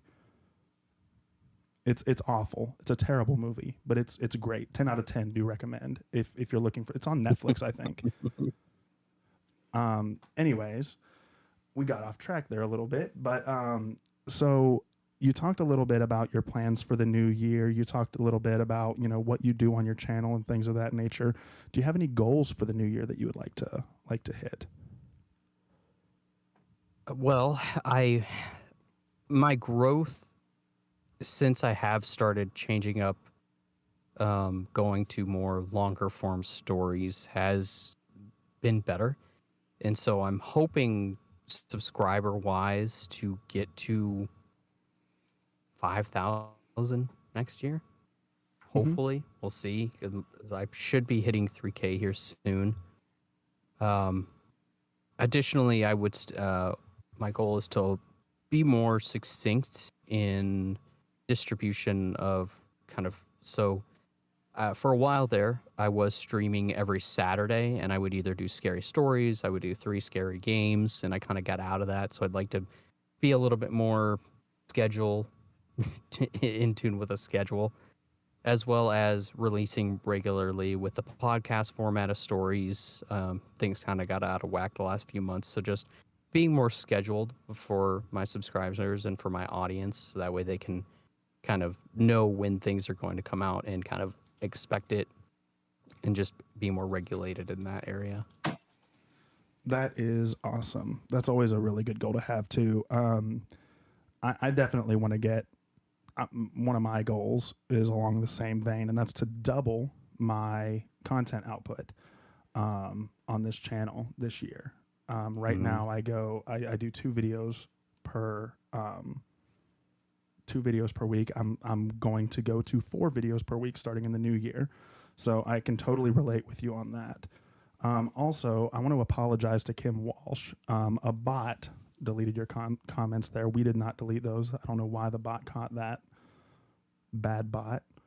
But she says, thanks, Bad Phoenix, bot. and you can do it, Horror on the Rocks. Go ahead. No, Mikey. Kim has been great. There's a couple. Well, I feel like a lot of us probably have some subscribers that are mixed between our different channels, and so like I see a couple here, and it seems like Anthropic knows Kim and Tina as well. So I just appreciate you guys being here, but also being fans of Interscare and all of the other amazing narrators that have been on tonight, all of which have, I want to say, pretty much all of which have also been there from the beginning. I mean, it's when I first started out, I believe I almost reached out to every single one of you just asking questions. And I do want to say how much I appreciate each and every one of you guys just for being so welcoming in the community, because that was one thing I was kind of fully expecting. I mean, kind of a reality of going online these days is you kind of expect to be a little bit nasty. Yeah. But you all were very, very welcoming. You all were, any questions I had, or maybe annoying questions that I might have had about how to do things or be a better narrator, you guys have always been there for me. And that is something that's really meant a lot to me. So I do want to say thank you for that. Yeah, that's one thing that's definitely unique about the horror narration community is everyone is so loving. Interscare Wifey, did you have something you wanted to say? Yes, I believe that you will far surpass your goals because you know how to network very, very well. You're very talented, and I think that you have the drive to do this. I really think that you're gonna go way farther than you even imagine. I agree 100%. Oh, thank you, my friend. I do appreciate that. Oh, it looks like Silver was in for a second. Give me 1 second here. I missed Silver. He was in the general chat, and I was supposed to bring him over, and I missed him out on that. He's going to join again, though. But Horror, thank you so much, man, for joining us.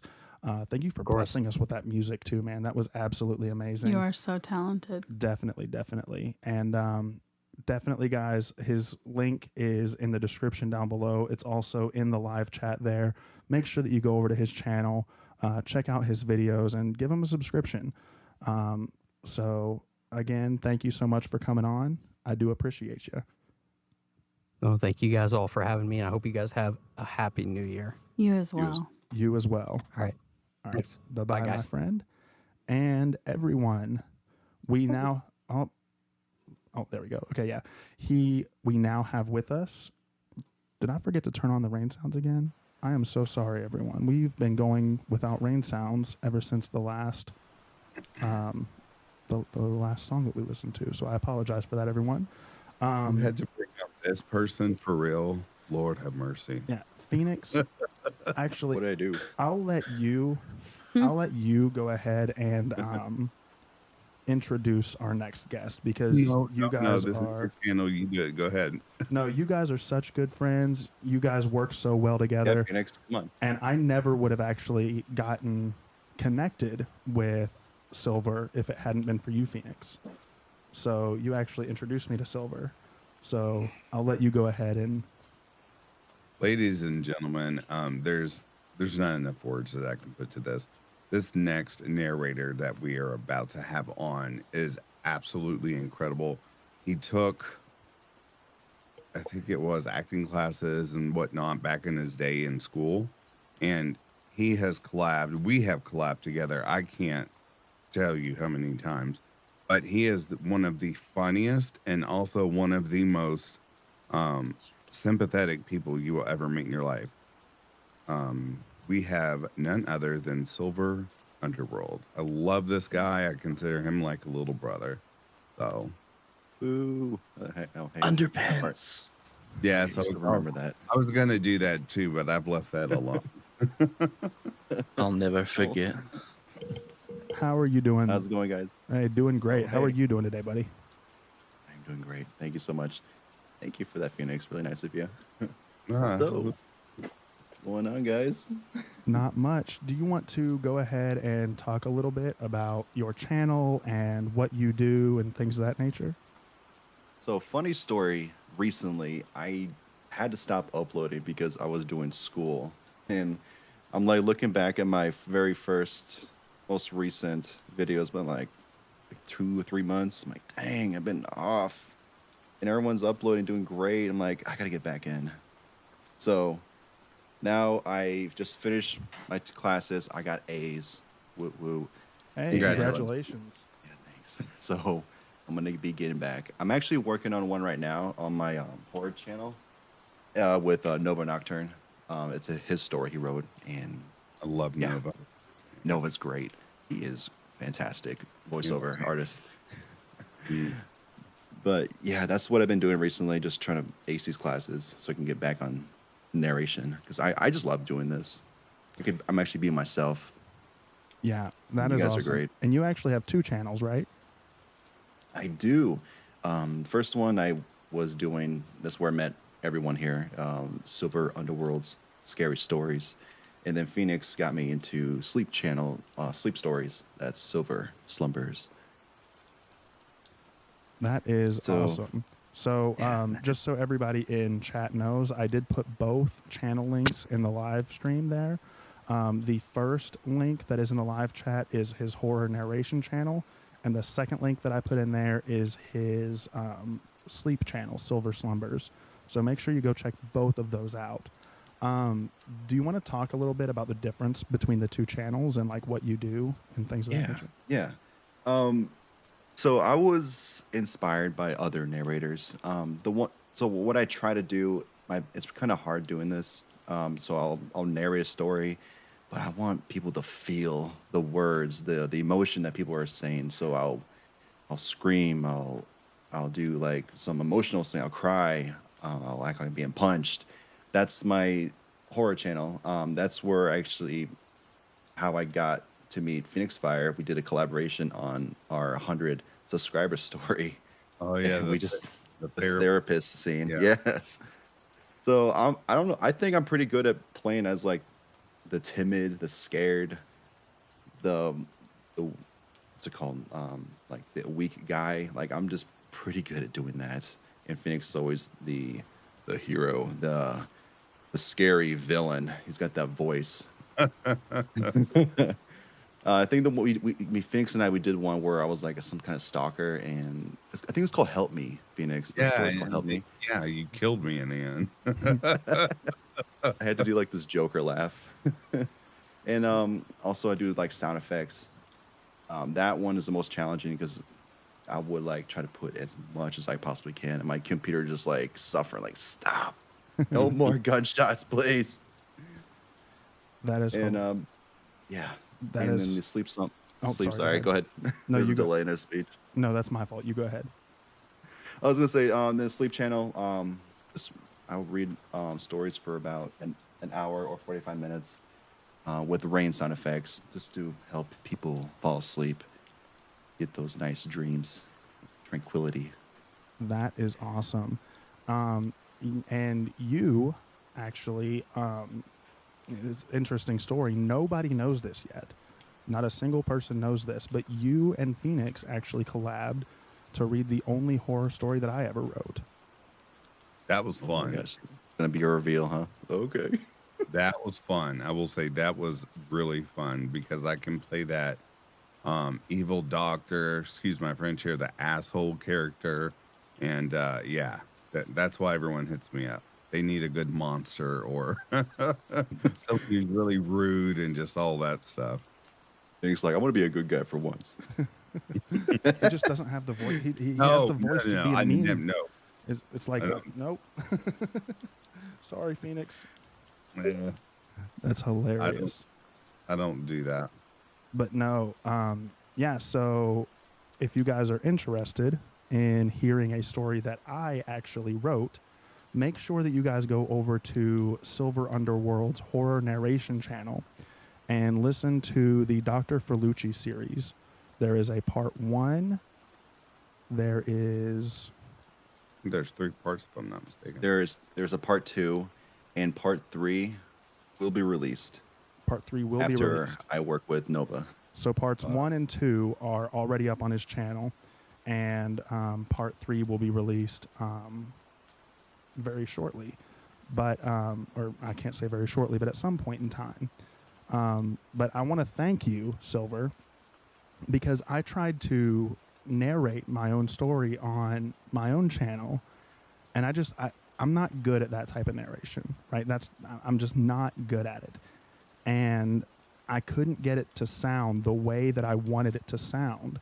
And then I gave it to you. I was like, I trust this guy completely. I'm going to let him do whatever he wants with it. I heard your stories before, and they were absolutely amazing. And I was like, this is the guy. And I gave it to you, and I listened to it for the first time. And, like, I actually had tears in my eyes with how good you did with the ambient sounds, and, like, how whenever you're listening through headphones, different noises will come through different sides of your headphones and things and you were just so good at the editing and like the everything, and I want to thank you for that. Well, of course. Anything for a friend. Do you want to talk about actually we'll go ahead, and I don't know if you're comfortable reading live or not, but if you are, would you want to read a story for everyone so that they can kind of hear your narration style? Yes, yeah, let's do that. Let me get my contacts too. My eyes are Alrighty. blurry whenever I wear contacts. No problem. Whenever you are ready. Without further ado, everyone, this is Silver Underworld Scary Stories.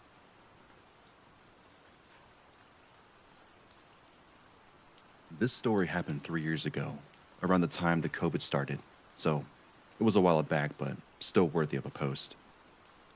It was early 2020, and I had just gotten a new job in the small town near my area. While looking for a place to live, my sister offered to rent her house for me. She had bought the house 2 years prior, and she and her husband didn't really take it out of their commute, so all I could do right now is just move in, but the whole house is just uninhabited. Luckily for me, it was actually pretty close to my workplace, around 40-minute drive. My sister pretty much rented it free for me. I just paid for the water and electricity and looked after the house. I was living there for a solid 2 or 3 months and already gotten used to it. One night after coming back from work and parking my car, as I walked towards the door, I noticed something odd. There was a cigarette butt on the curb of my house. I leaned down and picked it up, thinking that it might have been mine since I am a smoker, but after looking at the brand name, I realized that it wasn't mine, and I threw it away. I didn't think much of it, so I just shrugged it off, thinking some a-hole just throw it at my curb. Went straight into my night. Nothing usually happened. 2 days later, I was once again walking to my house when I spotted a few more cigarette butts. This time, near my porch. Needless to say, I was ticked off and thought that someone sat on my porch and smoked it, but since I didn't know who was there and there was just nothing I could do about it, I noticed that they were pretty recently used, so whoever it was, they probably just walked off as I approached. That night, I was watching a movie on my laptop and it was pretty late, so it was past 1 in the morning. I was surprised when I heard a car passing by. It's a suburban neighborhood, so it was COVID, so people really just ventured out at night, but I didn't think much of it. Around half an hour later, I was surprised when I heard chattering nearby. I listened intently, but I couldn't hear what they were talking about as their voice seemed to be muffled and very quiet. By this point, I was getting nervous and very unnerved, so I stopped the movie and quietly got off my sofa and walked towards the front door to make sure that it was locked. As I was approaching the front door, I froze mid-step and heard the two approaching my porch and reducing their talking into a whisper. I realized right away that whoever this was wanted to break into my house. I leaned against the front door and waited, expected a loud bang against the door or a doorknob being shaken. But it was oddly quiet. I decided to walk over to my window to see if they may have walked off or changed their mind. My windows have bars from the inside and out, so you'll have to unlock it so that you can move curtains or look out the window. I slowly unlocked the bar mechanism and lifted up. I moved the curtains. I was taken aback. Leaning up against my window was a man. He was just startled as I was because he basically shuddered over his own steps as he jumped back. He tightened his hoodie to cover his face, so all I could see was his big blue eyes looking at me. His friends realized what was going on and right away started to kick the door in. He kicked it a solid 4 or 5 times, but the door wouldn't budge. All the while, I was staring at them frozen in fear and trying to comprehend the situation. I snapped out of it and slammed the bars over my window, locking them and running up the stairs to the storage room, where I pushed the table up to the door and called the cops. As I listened and expected the two to come inside any minute, I heard a loud crash, and the bar from the windows were being shaken aggressively. When they realized that they weren't going to get in, they let out a very long and angry scream that probably woke up half the neighbors. By the time the cops came by, they were long gone. The police couldn't figure out who it was, but were more active in the neighborhood in the following weeks. Regardless, I wasn't keen on staying out shortly after I moved out, so my sister sold the house a few months later. As far as I know nothing similar about what happened. And honestly, I don't know what would happen or why they were so determined to get in, but whoever it was, let's not meet again. Excellent, excellent story. I saw a few comments while you were reading that said, specifically from Misfit, that said, this guy's voice is so great, perfect for sleep, and I don't mean bores me to sleep, LOL. And I agree. You just have one of those voices that is, so good with sleep, and that's why I was so excited whenever you started the Silver Slumbers channel. Like, you are just multi-talented. You can do the horror narrations, and you have the perfect voice for sleep as well. So I think you having both of those channels is definitely a blessing to everyone watching. Thank you so much. Thank you, Misfit. Appreciate that. And thank you, Underscare. And thank you, Phoenix, for bringing me into the sleep community. There's nothing you need. There's nothing you need to thank me for. You did this by yourself with your talent, so thank you. Absolutely, absolutely. Kim, comments. I think she means like just chat in the live chat, but after this is over, comments will go to regular comments once it's on the replay. Tina Mead's falling asleep to us She already. said almost night off. That is awesome. Oh no, she fell asleep. It's extremely soothing. It's wonderful. Yeah. Yes. You are just so multi-talented, and I've said this to everyone that's been on so far, but it's the truth. I'm a fan. I'm a fan of everyone who is on here. I don't even know what to say. You're just really good at what you do. Do you have any plans for the new year for things that you want to do? Yeah. So just want to improve on my abilities. I want to upload more than normal. I do want to get a new PC just so I can focus on doing narrations. I don't like really, this brings me peace and calm and keeps me away from the video games. I'm actually a huge gamer, so anything that keeps me away from it is good for me and my mental health. And just reading, it will improve my brain, which I really need. I'm gonna, let's see, what else, what I want to do. Claire, what I want to do? I got my wife. I'm asking her, what am I gonna do? I just want to focus on myself and my wife. Just want to improve on our skills that we currently have. Probably get a newer place to live in. Upgrade our car, but also maybe I checked on my school that I can get 3 credits if I take acting class. Maybe I'll just do that. Hey, Wonderful. that would be right up That's your awesome. alley. That's awesome. That would So definitely maybe be I'll awesome. do that. That would definitely be awesome. What about channel wise? Like for your channel, do you have any upcoming plans or things of that nature that you want to do in the new year? Any stories that you're excited about? I know you mentioned working with Nova. Yeah. So I think I kind of want to lean into working with narrators that have writing ability. So Nova Nocturne, he's known as a writer. So I noticed that I like working with like ground level people that write stories, and I want to help bring those to life. Just like what I did with you. I want to work with narrators that if they write stories and they don't feel comfortable there in their own story, I'll be happy to work on it, make it come to life. And on my sleep channel, I just want to upload as much as I can per week. I really want to keep up on doing that. Give it a healthy amount of videos. Excellent. And I think Interscare Wifey had something as well. Yes. That's right. If people want to submit stories to you, how can they do that? Oh, okay. I should probably do that more. Hold on. What is my email? Let me find. So my email. You can do it. Submit it through there. I should probably have a website to do that too. Probably be better. My email is silversscarystories@gmail.com. If you have your own story you want to submit, I'll be more than happy to work on it. If it's like a creepypasta that you just made up from Fantasyland, I'll still take that. I'll put that on my horror channel. But if you got like a real life event, I'll put that in my sleep story. I'm trying to keep that like real stories as possible.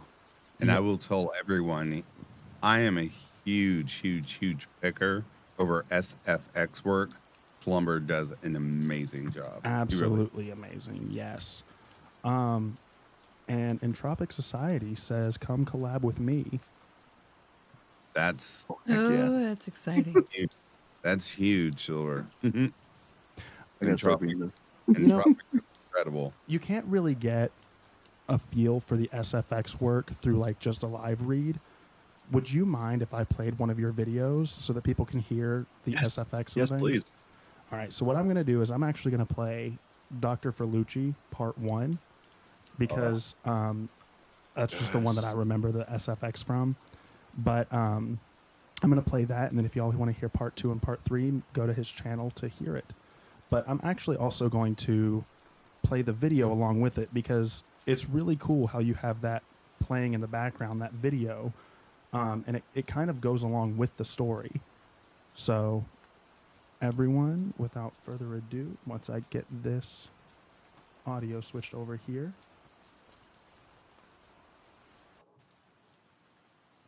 This is, if I can turn off the rain now. This will be Silver Underworld Scary Stories horror narration channel with his SFX. Here we go, everybody. This story was submitted by TJ. Dr. Ferlucci, Part 1. As I walk into his office, the first thing I noticed was how tidy everything was. Psychology books neatly placed on the bookshelf. His couch pillows perfectly coiffed and placed in the exact correct spots. His circular area rug, vacuumed to perfection. His desk was no different. I've been in many psychologists' offices, where their desks were sorely unorganized with patient notes strewn everywhere, but not his. His desk was perfectly tidy, all his notes placed perfectly in the patient's filing cabinet. On the corner of his desk sat a Scrabble letter holder, with his last name spelled out in Scrabble pieces. Ferlucci. This was not my first time in a psychologist's office. I've been many times before, all for the same reasons. Deep personal trauma throughout childhood causes a litany of issues, all of which were not handled properly by my previous providers. But for some reason, I thought things would be different with Dr. Ferlucci. His reputation surely preceded him. He had dealt with many cases like mine in the past. All of them were success stories. while his methods were, how do I describe them? Unconventional to say the least. They seemed to get the job done. Please, take a seat. Ferlucci said as he gestures towards the couch that he set up for his patients. What brought you to see me today? Okay, I've been diagnosed with severe PTSD as well as anxiety disorder and BPD. I've been seeing another provider, but after getting nowhere in my treatment, I decided I need to have a change. You were highly recommended, so I scheduled an appointment, and here I am. I see. He replied while looking at me with an intrigued look in his eye and biting the end of his pen.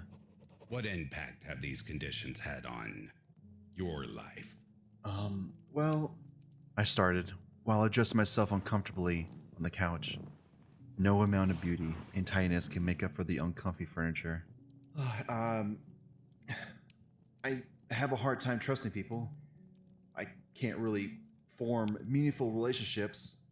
I'm always on the guard for danger. I have trouble sleeping and concentrating, and I always feel angry inside. He sat back on his chair and put his hands together, kind of making a triangle with his fingers forming the peak, then replied, Trust is one of the main necessities for any healthy relationship. Let me ask you, did you trust your previous doctor? I didn't say anything. Just looked at the floor and shook my head no. Well then, He continued, I can see why you decided to switch providers. But I also have to ask, do you trust me? He said it as if it wasn't a question, but an assertion, almost as if to say that I had to trust him. Not yet, I said, with a quiver in my voice. But I want to.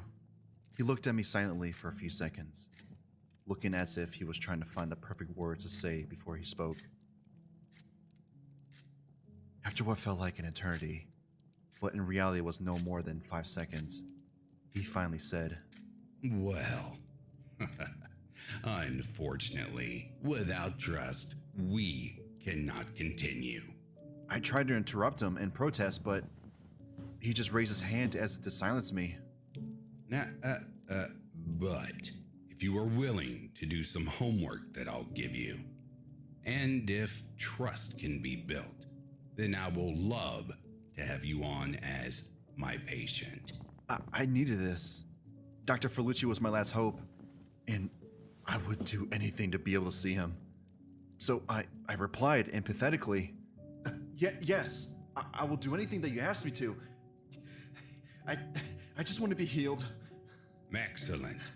Take this then. He said while handing me a notebook. I want you to keep a journal every day. And I want you not only to write about the things that happen, I want you to write out your thoughts, your emotions, everything. I want to know how you really feel. Your true, deepest, darkest self. I took the notebook and nodded, nervous yet excited to take the first steps towards my self-improvement. The first steps towards finding myself, learning who I am, and becoming normal again.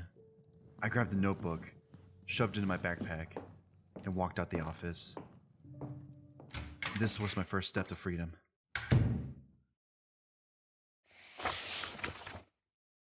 Journal entry, day 1. I woke up this morning feeling hopeful. Today is the day after I met Dr. Ferlucci for the first time. I truly believe that he will be able to help me. I don't fully trust him yet, though. There is just something about him that makes me pull away just ever so slightly, but hey, if I'm being honest, I feel that way with everyone. I'm sure he's an excellent psychologist. He was very highly recommended to me. I'm starting this journal at his request. I'll be writing down my thoughts, my feelings, really just anything that comes to mind. I hope that I will get better with his help. I hope that I will learn to feel things again other than this stagnant feeling of hatred and rage that stays with me constantly. I want to learn to trust. I want to learn to love. I want to learn what it means to be normal.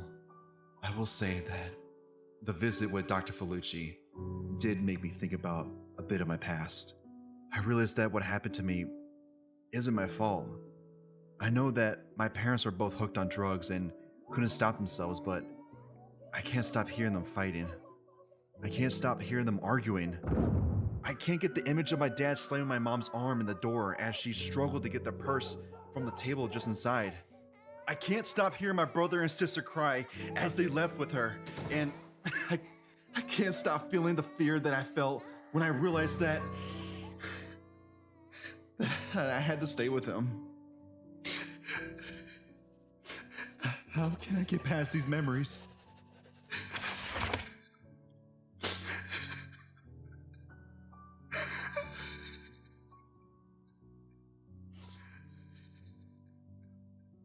That was a good read, Silver. I think we did excellent on the job. That was so good. Yes, that was so good. Wifey, did you have a? I feel like what makes it so good is that so many of us relate in one way or another. And the interpretation of the writing was so personal and relatable. Yeah. So Like I said, very touched. that one, whenever I heard you narrate it, it literally put tears in my eyes. I'm trying to hold them back now. Actually. Beautiful job. You do so good. Whenever I narrate, I try to. I have two roles. I'm a narrator, and then I do the dialogue. Narration, I try to speak clearly, try to make sure people hear every word I'm trying to say.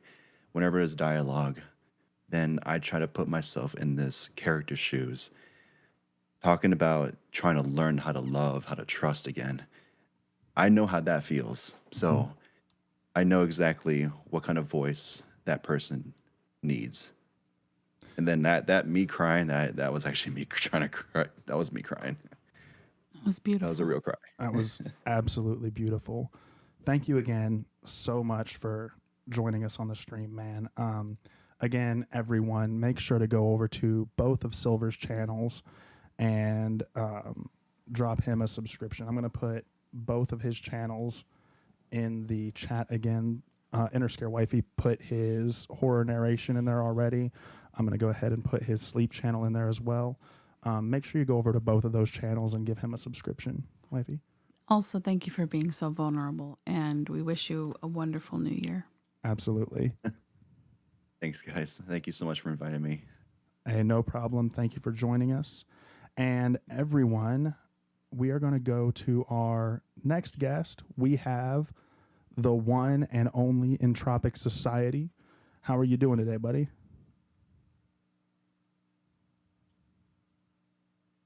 Entropic, are you there?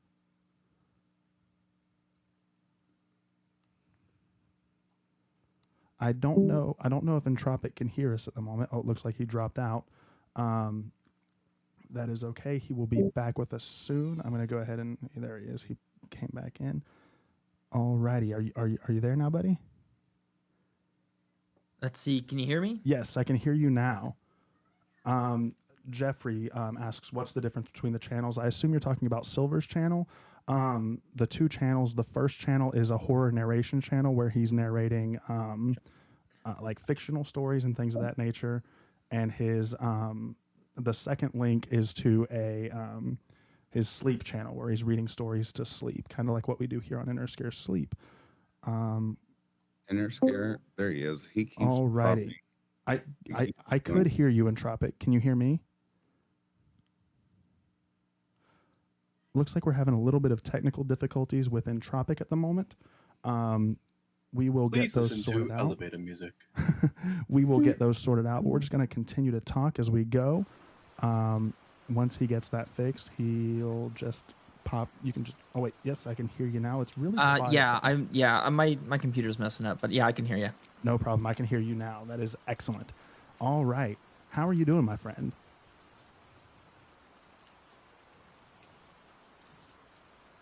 Looks like Entropic is kind of in and out at the moment. I don't know if he can hear me. Can he hear me? Okay, I can hear you now. Oh shoot, there's a delay. Dang it. Can you hear me now? Let's see. I'm doing pretty well. Dang it. I think. No problem. It looks like we're having a little bit of technical difficulties. This is what happens when you do it live, though, you know? It's what you got to expect. It just happens. It's okay. Sorry about this. Hey, no problem, man. Let me see. I might have to hop out of this. Let's see. You're coming in hot now. Yeah, I can hear you good. I can't don't know hear if you you can guys. hear us on time.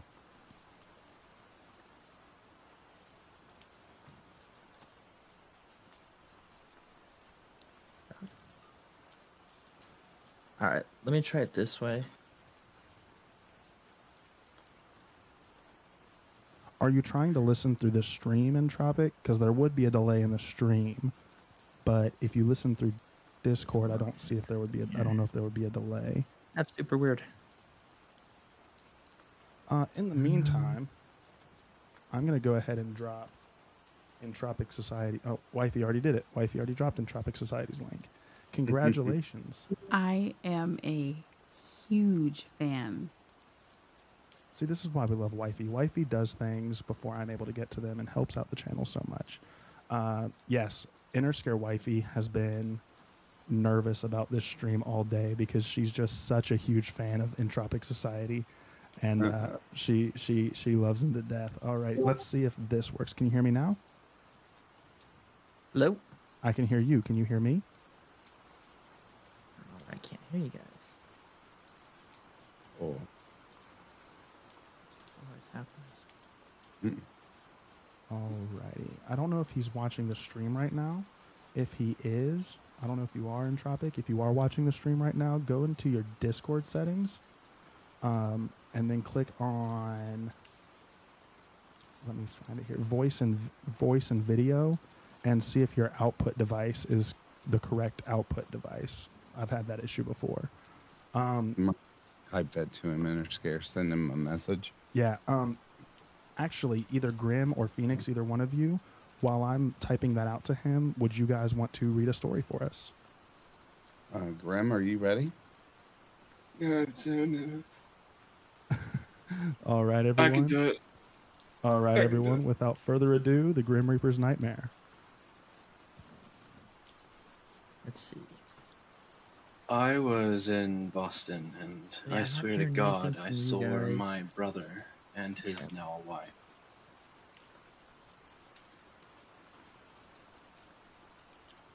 I think. All right, we'll start that again. Sorry. I was in Boston, and I swear to God, I saw my brother and his now wife walking downtown, literally right in front of the high rise my brother works in. No. Sorry, Grim. I Should be good now. Oh, my brain. Hi everyone, Grim here. I know what I'm doing, I promise. Alright, I'm gonna do this one more time. Forgive me. I was in Boston, and I swear to God, I saw my brother and his now wife walking downtown, literally right in front of the high-rise my brother works in. I called him, and he said that they were home. It was weird.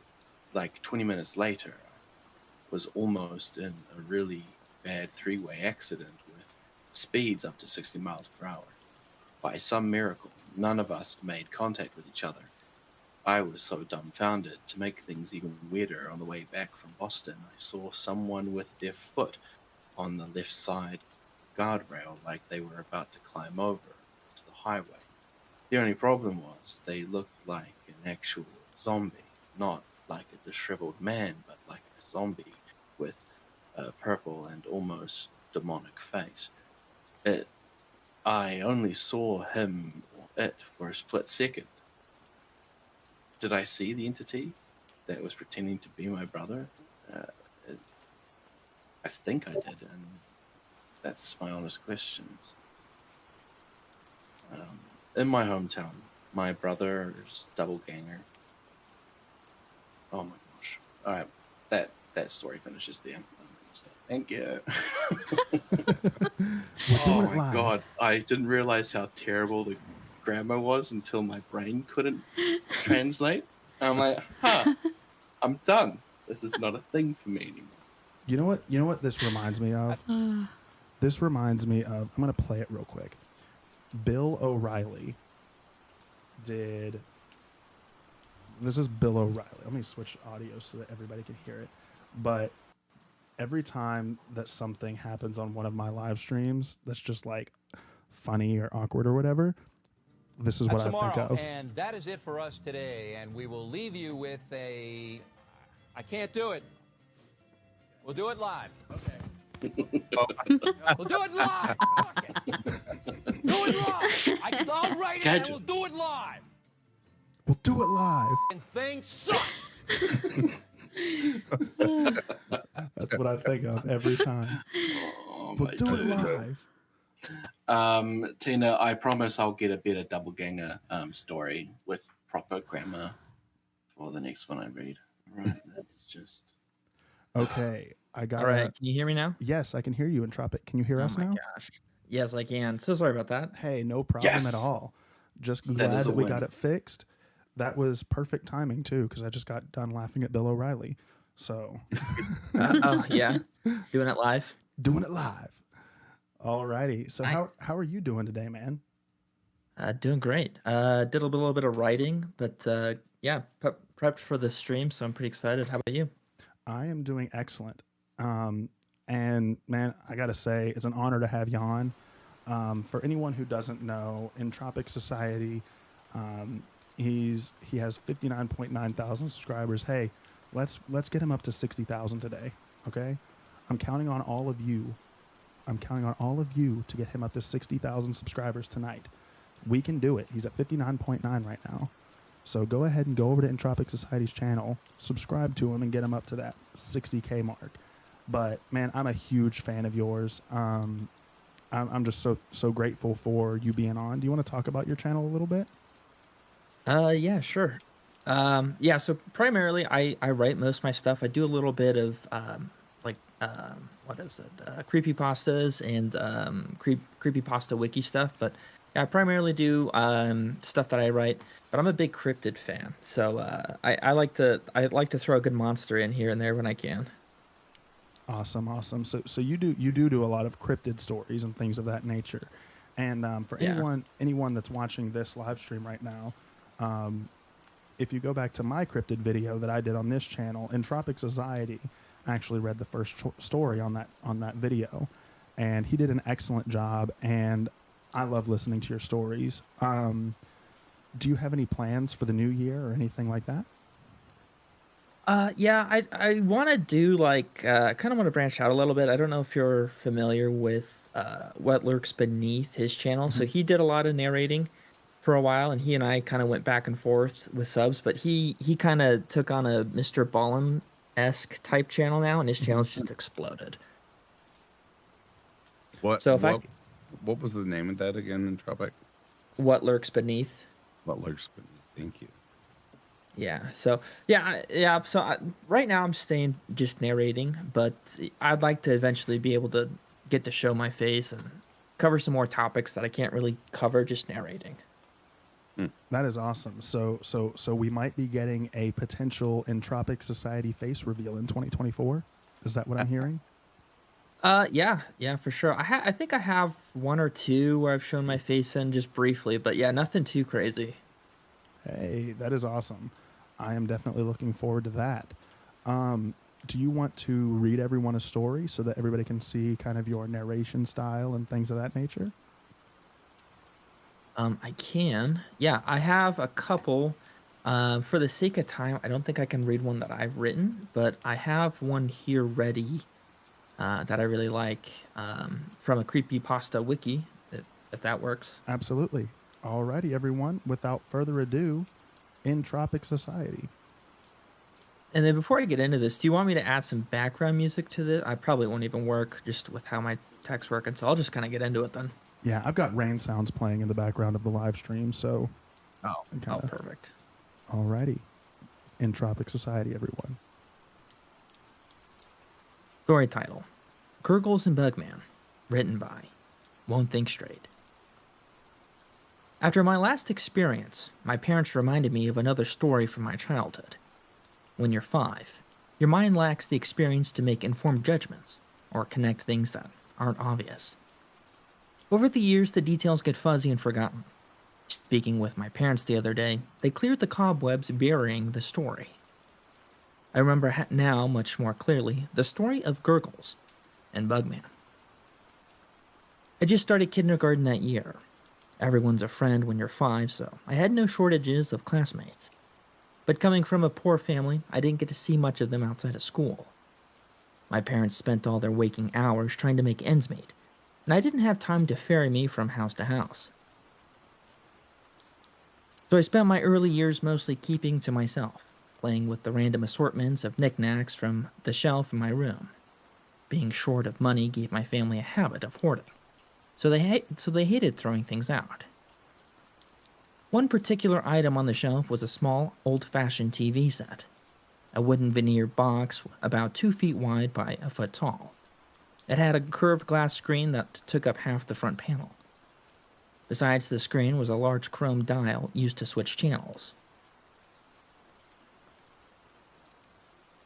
At the top sat an antenna formed by 2 terribly twisted wires. When my boredom made me turn it on, I'd usually just get static and snow on the glowing black and white screen. I'd twist the heavy clicking dial, hoping to pick up some local broadcasts. Mostly it would just be some ghostly image and incoherent sounds. But one channel was always crystal clear. It was the Gurgles and Bugman show.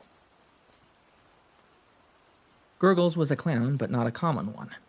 He wore a thin black suit that draped his skinny, tall body with a matching tie, and an oversized novelty clown shoes to complete his distinctive outfit. His pupils were completely black, like polished ebony marbles, with no trace of white around them.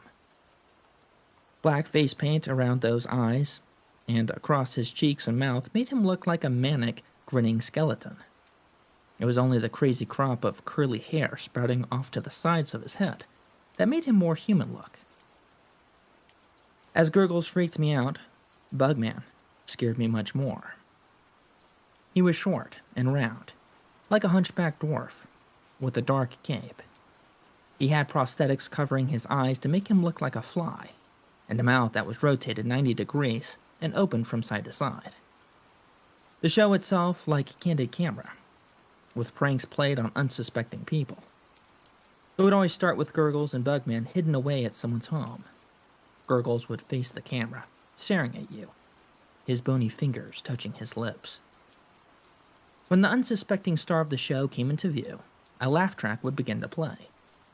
You would see them go through their nightly routines, oblivious to the conspiracy that Gurgles and Bugman had involved us in. We'd see them make dinner or lounge around watching TV with their family, or quietly doing their homework. Then watch as Gurgles and Bugman stole their pen or moved their glass or made things disappear behind their backs. The camera angles would change as Gurgles and Bugman shifted their hiding place from dark corners of the room to the cupboards or to the ceiling.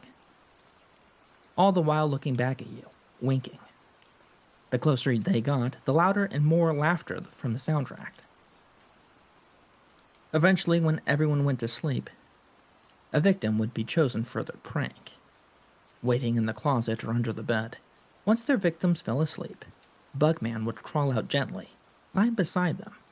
His jaw would open sideways, and out would come a sharp straw that he'd stick in the person's neck.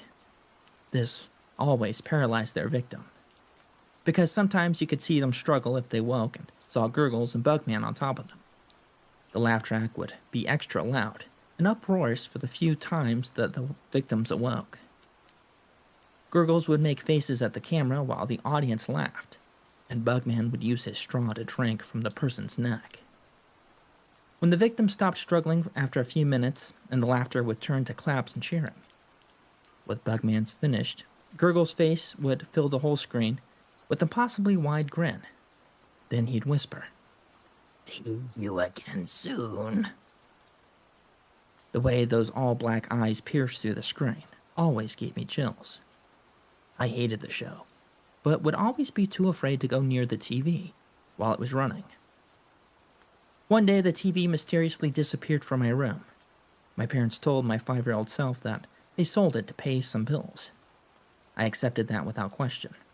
I was kind of glad it was gone.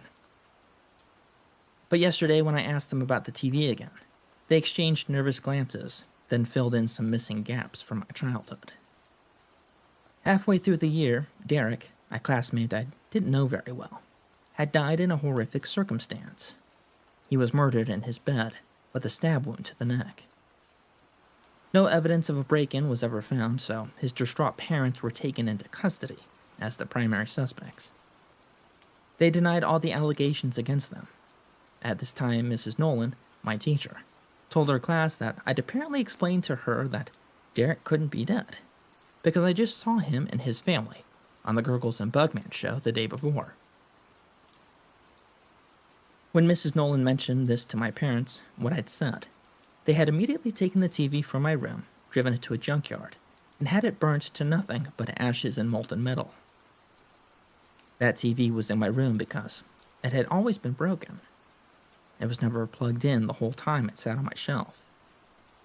Whatever I saw on that screen, it wasn't from a station. So that's the story of Gurgles and Bugman. But I'm not sure if that's really the end. After all, do Gurgles and Bugman still perform their nightly show for some unsuspecting viewer somewhere in this world? And if so, who will be their next star? Excellent, excellent narration. Thank you so much for that, Entropic. I just see comment after comment saying Entropic is so good, great style of narration, etc., etc. And it's the truth, man. You're where you're at for a reason. You definitely do what you do very, very well. Oh, thank you so much. Well, we got to talk about you a little bit. Your channel has exploded this last year, man. What have you been doing? Praying a lot. No, I don't know, man. It has, and I'm just blessed. I just I thank God for blessing me, and I thank everyone that watches, for all of the likes, views, all of the shares, all of the subscriptions, everything. I just give it all to my audience, all to the people who watch my content. And to my wife, underscore wifey, because I wouldn't even have done this without her. Okay, so did she talk you into this? Yeah, I've told the story before a couple of times, but whenever I first started my channel, I didn't expect it to go anywhere or do anything. I was literally only reading stories to help Interscare Wifey fall asleep because she listened to like being scared and things of that nature, and she wanted something with louder rain sounds, and she wanted me to read because she, liked my voice or whatever. So I put a couple on YouTube just for her to listen to, and they just kind of ended up blowing up, and we're here where we are now because of it. Oh man, that's crazy. Well, that's awesome, man. Absolutely. Do you have any plans for like the new year or things that? Well, I already asked you that, didn't I? You said that you were going to, potentially do a face reveal and things of that nature. But what about like even off YouTube things or different plans or things that you have coming up, or any special releases that you've got coming up or anything of that nature?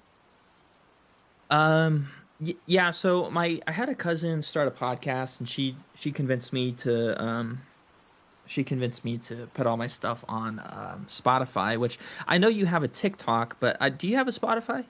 I do. Yes, I'm on Spotify, Apple Podcasts, a whole bunch of different things. Okay, cool. Yeah, so I'm trying to just get my stuff onto those different platforms. Maybe tinker a little bit with the TikTok, things of that nature. But yeah, just personally, just get those things across the platform. And then I have some friends that we want to start a comedy podcast. Because I tell people I do YouTube and they assume I do comedy. Just because in real life I'm very goofy and I'm always cracking jokes, but yeah, maybe branch off into another genre. But in terms of horror, just try to utilize all the different resources that we have. Yeah, that is awesome. I'm really excited to see what you come out with because, like I said, I love your stuff, Inner Scare Wifey is over there right now, kind of just being quiet because she's too nervous to talk right now. Even she's such a huge fan.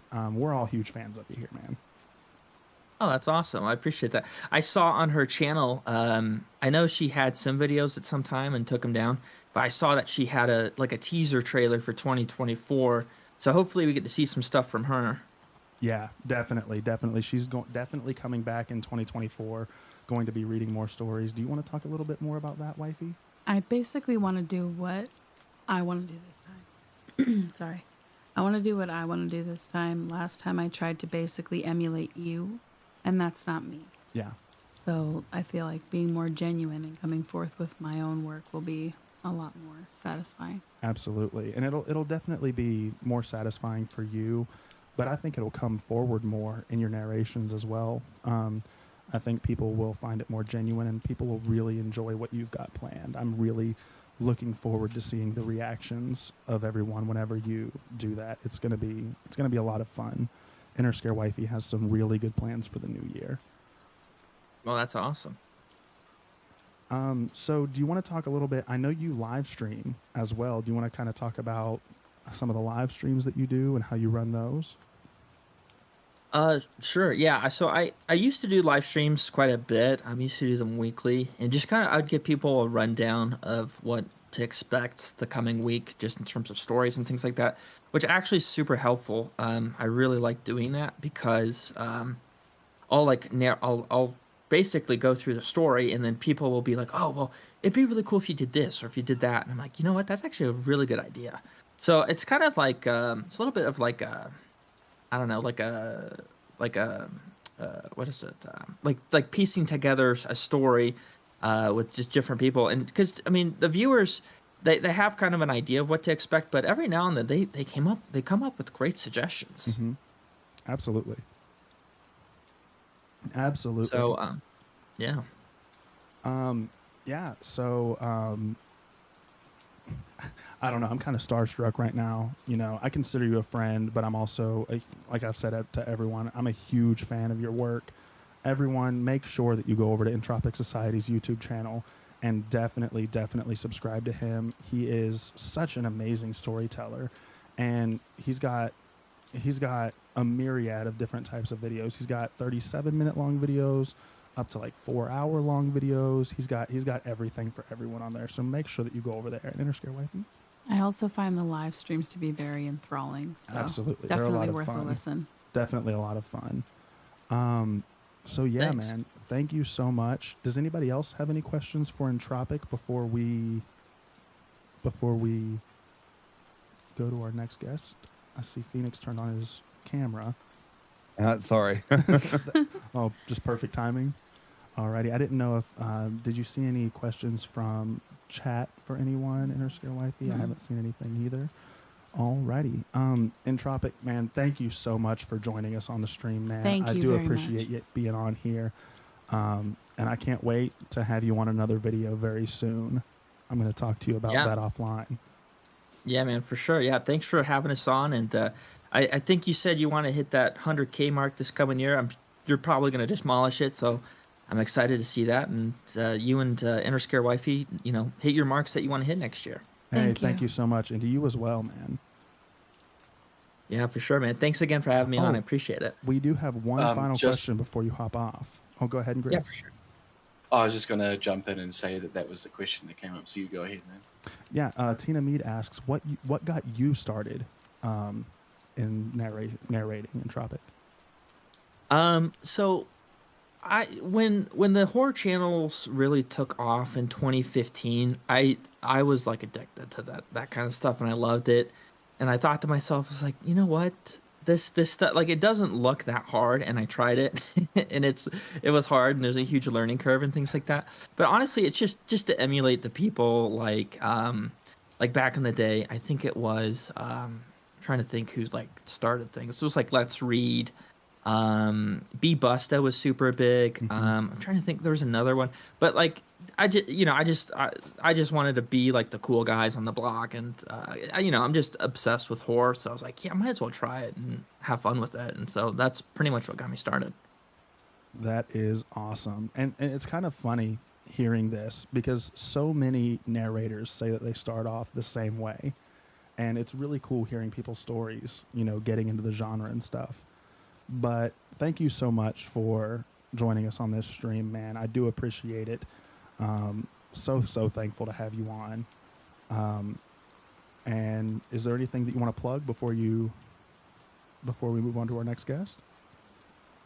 We've been putting your channel in chat, by the way. No, I think I'm good. I think we covered all the bases. Thanks again for having me on, and I'll be sure to watch the rest of the stream. Awesome. Thank you so much for being here, man. I will talk to you later. And all right. Now, everyone, we are going to bring on Dr. Torment.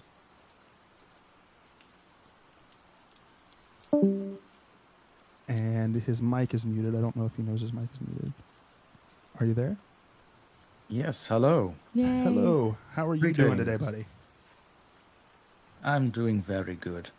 It's only 4:30 a.m. here. Oh my gosh. Oh, wow. That is so early. Well, I appreciate you making the sacrifice at being on my stream at 4:30 in the morning, man. That is an honor. Thank you so much. No, it's no problem at all. So, do you want to read a story for everyone so that they can hear your narration style right off the bat? Oh, sure. I'd love to. Alrighty. And the reason we're jumping right into the story here is because it is time for our second giveaway of the night. So while he is reading the story, everyone, from this point forward, whoever comments from this point forward will be entered to win a $50 Amazon gift card. So go ahead and put your comments in now, and I will get you entered into our giveaway starting fresh. So if you entered the first time, you have to re-enter this time because I want to make sure that you're on the stream whenever we're doing the giveaways. So while he is reading, we will be taking all of the entries, and after he's done reading, we will spin the wheel. So just literally comment anything in the chat, anything from this point forward, you will be entered. And without further ado, Dr. Torment. I do have one question. Yes. While I narrate, can I also comment? Absolutely. Absolutely. Oh. I only wish I had a partner here now. I cannot multitask like that. Horrible. So the following story is called Presage of Horror.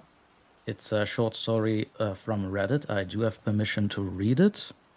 So without further ado, let's get into it. Narrator was alone in the room. He sat in his favorite chair by the fireplace, smoking a cigar and dispassionately drinking a glass of wine. The hissing of the gas lamps was all but drowned out by the ticking of the clock that echoed in the room with a near-maddening rhythm. He watched the reflection of the firelight dance in his wineglass, and he sighed. So this is what it feels like to sell one's soul, he thought to himself as he casually sipped from his glass. It wasn't quite 11:30 when the lights of the room dimmed, if only for the briefest of moments.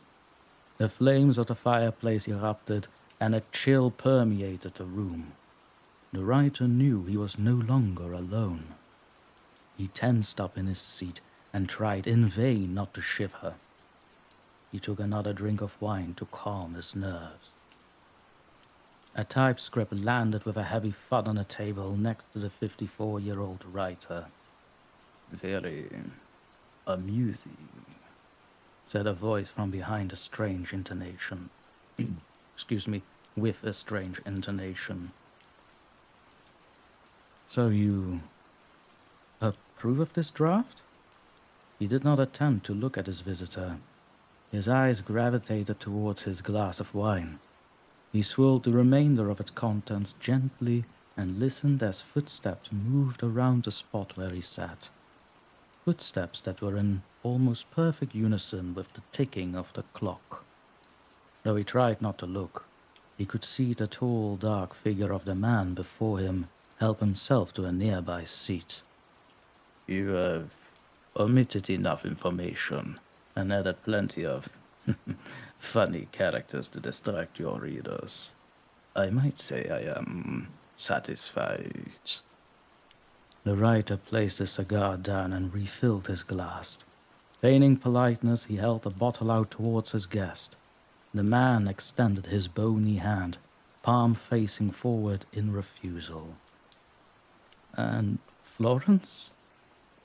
Blood-red lips stretched into a predatory smile beneath the man's iron-gray mustache. She is quite safe. If there are no further changes to your manuscript, she'll be returned as sound as when you last laid eyes upon her, just as we agreed. The author placed his wine next to the typescript on the table. He no longer had a taste for it. He sat silently for a long while and stroked his beard, involuntarily lost in thought. Why me? Why a work of fictions with smatterings of truth? He said at last. His eyes reflected equal parts rage and fear. Need I remind you, it was you who began to peer into the dark places that no mortal man should. You who once greedily consumed folklore and superstition as hungrily as the most ravenous of fools might devour its prey.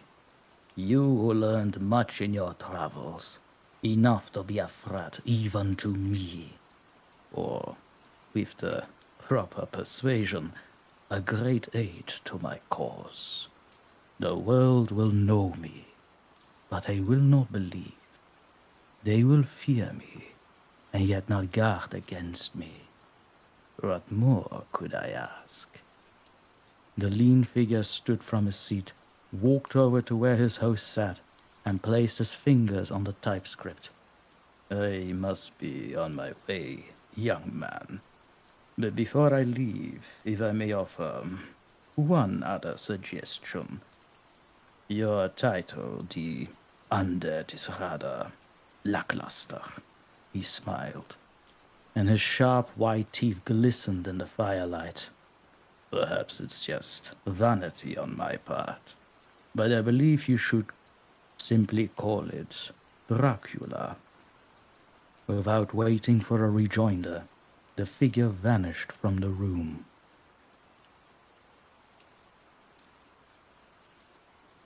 And done.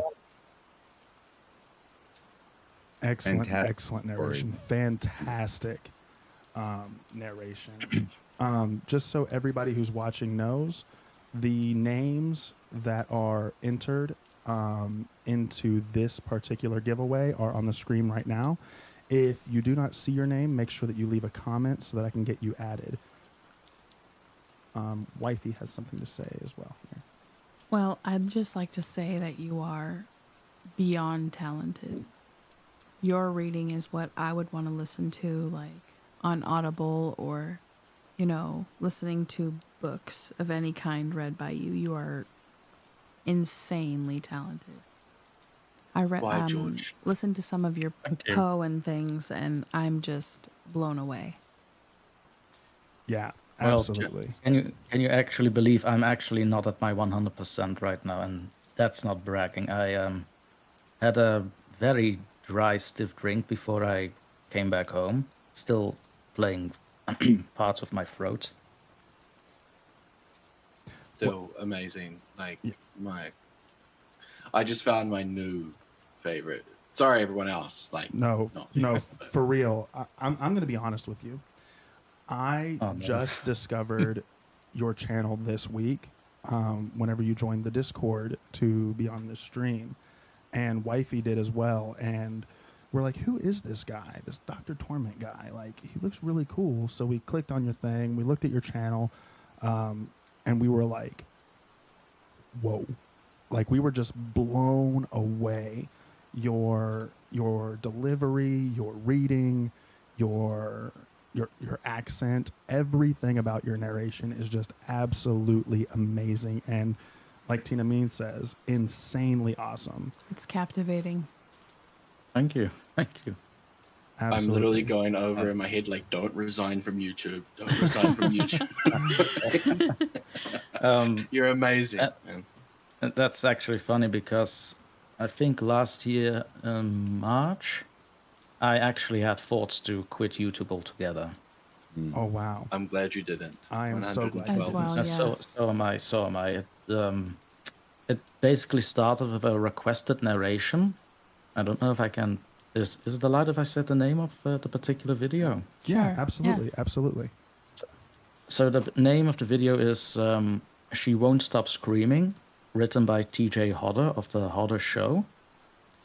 And since I narrated that one, I've been introduced into two new communities via 2 podcasts, and I'm also now involved in the 3rd season of the Baseline Feed podcast. Some amazing people that are working there. Wow, congratulations. Wow.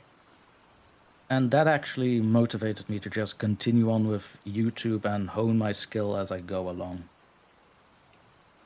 Yeah, and I can definitely tell that you've really worked on honing your skill and stuff because, like I said, you are so amazing. And everybody who's watching right now, please go to subscribe to Dr. Torment because he is so good. Without further ado, though, real quick, I do want to spin this wheel. We've given people good enough time to comment. So here we go, everyone. For our second $50... Actually, I'm going to go ahead because Dr. Torment didn't have a chance to comment. I'm going to go ahead and put his name on there as well. No, that was more of a joke. Nope, I'm adding you on there because you were reading and you didn't have a chance to comment. But here we go, everyone. Without further ado, our second $50 Amazon gift card giveaway is going to Fingers crossed, fingers crossed, fingers crossed. Oh, I'm kidding. Karma. Oh wow. Karma is that. So something that I can't necessarily say on YouTube, but Karma. So what you need to do to claim your prize is email me at business@innerscare.com. I just posted in chat. Oh, you already? Yes. Okay. Yes. Email me at business@innerscare.com so that I have your email. Let me know that it's you, and I will send you your Amazon gift card code. So first of all, congratulations, Karma. We had a question from chat. So Doc, who inspired you? Why did you get started? Why did I get started? Yes. Well, a mate of mine basically listens Lazy Masquerade the entire time before he goes to bed. And it was during a phase where I was writing silly little fantasy stories myself. And the way I evaluated myself, again, is me reading the things I wrote down out loud. And one day he caught me, basically went, you should do a YouTube channel reading things. And I'll be very honest, I had a bit of an attitude when he said that to me. Not to say as in I was angry at him, far from it, but I basically went, oh, how hard can it be? Like, the stupid little thought everyone has. I hope everyone has. Might just be me then. Yeah, love. I basically went, it can't be this hard. Come on. And I was proven wrong. Yeah. Entirely. So what kind of stories, just for everybody watching, do you do on your channel? Are you mostly like a fictional story guy, or do you read a lot of true stories, or how do you do that? Most of what I narrate are fictional stories. Paranormal stuff or not, it doesn't really matter to me. If I like the story, I'll ask the author if I can narrate it, and we are on our way. That is awesome. And do you have any plans for the new year for your channel? Some minor changes with the channel, like I'm planning to do some SCP scenarios too. Okay. Just to broaden the horizons a little and see if I can like it or not. I love also SCP planning... stories. Oh, sorry. Oh, no, I was just saying I love SCP stories, so I'm definitely looking forward to that. Yeah, me too. I mean, I'm not gonna tackle SCP-001. That's oof, no, just no. There's too many of them. But that's too convoluted even for me. But yeah, so scenarios like the Daybreak scenario about when everybody turns to mush under the sun. Okay. That's one of my favorite stories. I'd definitely try and do that one. That is awesome. Can't wait to hear it. Yeah, I can't wait to hear it either. Again, you've just got you've got the perfect accent for those type of stories as well. Like whenever you were reading that Dracula story live on the channel just now, I was like, yes, this is the Dracula voice. Like this is perfect. To be fair, that was entirely improvised. Well, I was thinking to just let's just go with the normal voice, and then as soon as the Dracula lines hit, I was like, nah, let's do an accent. Yeah, I think it was absolutely amazing. And the fact that you were able to do that just off the cuff like that just shows the talent that you have, you know? I was just channeling my inner Palpatine, really. Entropic Society is asking, what is your accent? Like, where does your accent come from in the world? I wish I knew. I wish I knew. Like, I want to say it's at least based on basic British accent, but I myself am from Belgium. So so you have a Belgian accent. I wouldn't say this is a Belgian accent. Certainly not if they try to speak English. Far from it. Gotcha. I'm terrible with geography and accents and where things are from. You could probably tell me that you have an Australian accent right now, and I'd believe you. Yeah, like no, I wouldn't try. I wouldn't try and attempt an Australian accent. No, that would, I wouldn't want to butcher it. Don't do an Australian accent. They're terrible. Just jumping in there. Got it, mate. I request that anyone that has time go to his channel and listen to the Edgar Allan Poe. Yes. I am obsessed. Yes, actually, we can play it on stream if it's beyond good. Would you It's mind amazing. if I played it on stream for everyone so that they can just hear the talent that you have? Like, you are made to read Poe. Like that's why God put you on this planet. I don't mind at all. By all means, go ahead. Alrighty, I'm gonna go ahead and pull your channel up here. The funny thing is, when I pulled out Presage of Horror, I also had two Poe poems in mind. But since Poecember, well, as I call it, Poecember is just about done, I wanted to do something else, so I went with Presage of Horror. That's so beautiful.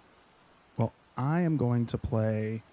I see that you have my favorite Edgar Allan Poe story on here, and that is Annabelle Lee. So, without further ado, everyone, this is Dr. Torment's version and rendition of Annabelle Lee by Edgar Allan Poe.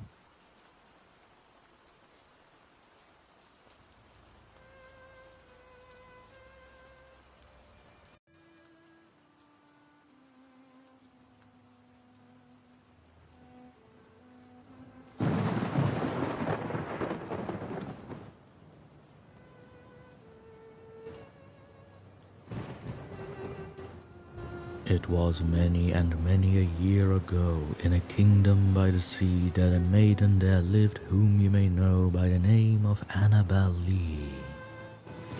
And this maiden she lived with no other thought than to love and be loved by me. I was a child and she was a child in this kingdom by the sea, but we loved with a love that was more than love, I and my Annabelle Lee, with a love that the winged seraphs of heaven coveted her and me. And this was the reason that long ago in this kingdom by the sea a wind blew out a cloud chilling my beautiful Annabelle Lee, so that a high-born kingsman came and bore her away from me, to shut her up in a sepulchre in this kingdom by the sea. The angels, not half so happy in heaven, went envying her and me. Yes, that was the reason, as all men know in this kingdom by the sea, that the wind came out of the cloud by night, chilling and killing my Annabel Lee. But our love, it was stronger by far than the love of those who were older than we, of many far wiser than we, and neither the angels in heaven above nor the demons down under the sea can ever dissever my soul from the soul of the beautiful Annabel Lee. For the moon never beams without bringing me dreams of the beautiful Annabel Lee. And the stars never rise, but I feel the bright eyes of the beautiful Annabel Lee. And so, all the night tide, I lie down by the side of my darling, my life and my bride, in her sepulchre there by the sea, in her tomb by the sounding sea.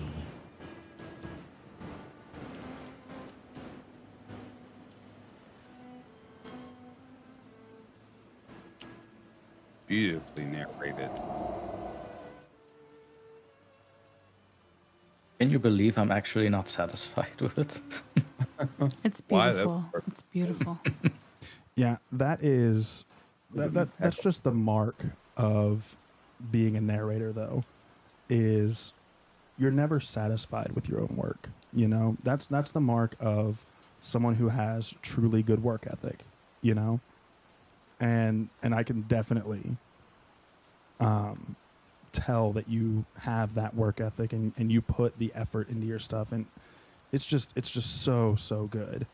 Like I said, I just found you this week whenever you joined, and me and Wifey were both instantly just huge fans. We absolutely loved what you're doing, and you have the voice for it. And like we said, you are made to read Poe. I just see comment after comment of like wow faces and like, that's it, I'm in love, and like just extremely captivating, and they're all 100% correct. Like, you are so good at what you do. Everybody, please go to the link that's in the chat right now that Interscare Wifey put, and go check out his channel and subscribe to him. You will not regret it. But yeah, so I was actually kind of surprised when you said Annabel Lee was your favorite. well, Annabel Lee is my favorite poem. Because usually when a Poe is the matter of topic for me, it's basically like the Raven this and the Raven that. And The it's a Raven good, is my favorite. it's a good piece of work. Don't get me wrong, but it's 80% of every topic that is about Edgar Allan Poe with people that I know. Is the Raven. Yeah, that's probably his most popular, and that's Wifey's favorite is the Raven as well. I don't know. I think Annabel Lee is my favorite because before I was even a fan of horror, when I was in like middle school and high school, we had like a poetry thing every year where we had to memorize poetry and read it, almost like a spelling bee, but for poetry. And Annabel Lee was the poem that I chose to do my sophomore year in high school. So maybe that's just why Annabel Lee is my favorite. Special attachment. There's nothing that I've clicked on that channel that I don't absolutely love. Yeah. And I'm very picky, so I really, really do appreciate your talents. And thank you to everyone who's in chat right now that's saying that you went over and subscribed as well. I know it means a lot to me. I'm sure it definitely means a lot to Dr. Torment as well, but man, keep doing what you're doing. I know that you said that you almost quit. Don't, because you have something very, very special. Thank you very much. Do we have... Yes, that actually means a lot. Thank you. Not a problem at all. Do we have any last-minute questions for Dr. Torment from the chat? We got about 5 more minutes with him. Wifey, do you have anything that you want to say? Or Grim or Phoenix or anybody? Or Dr. Torment, do you have anything that you want to say to the audience or anything of that nature? I actually have a question for Grim. Yes. Just because I was noting in the chat, are you Dutch? No, I am not. I am from New Zealand. My bloodline is Irish. Yeah. So, no. Okay, because I noted because you put in the time of the Netherlands in there too.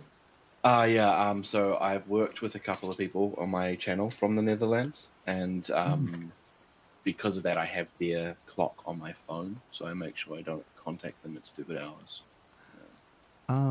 Dr. Torment, we actually do have a question from chat here. Kim Walsh asks, "Are you married?" And follow-up question: if you're not, do you want to be?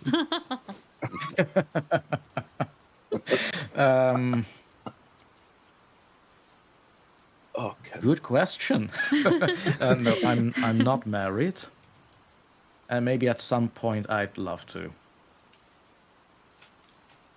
Alrighty, and I think she was proposing to you. I think that's what the question was. So, will you marry Kim Walsh? No.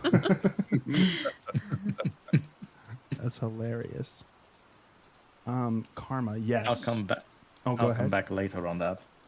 Go ahead, Mikey. I think you're missing the biggest question is, will he collab with you? Oh, yeah. No, I was definitely going to... Is there a sign-up sheet? I was definitely going to talk to him offline about that. I definitely want to get you on one of my videos here very, very soon. Because even when we were just listening to Annabelle Lee, like, I had it on like on the screen share so that everybody could see the beautiful visuals and stuff that you put with it. But I was like sitting here like this, just relaxing and just loving the story. And I think that you would be great to have on one of my sleep videos. I would love to have you. I'd love to work with you, by all means. Okay, get in line, Kim. Thanks for doing the groundwork. so we got all the females in chat fighting over being your future wife. So we'll have a Dr. Torment wifey. Not gonna lie, that's a first. Isekai dream right here. So that is. Well, Sorry, my nerd came out. I apologize. Well, I have a very, very majority American audience.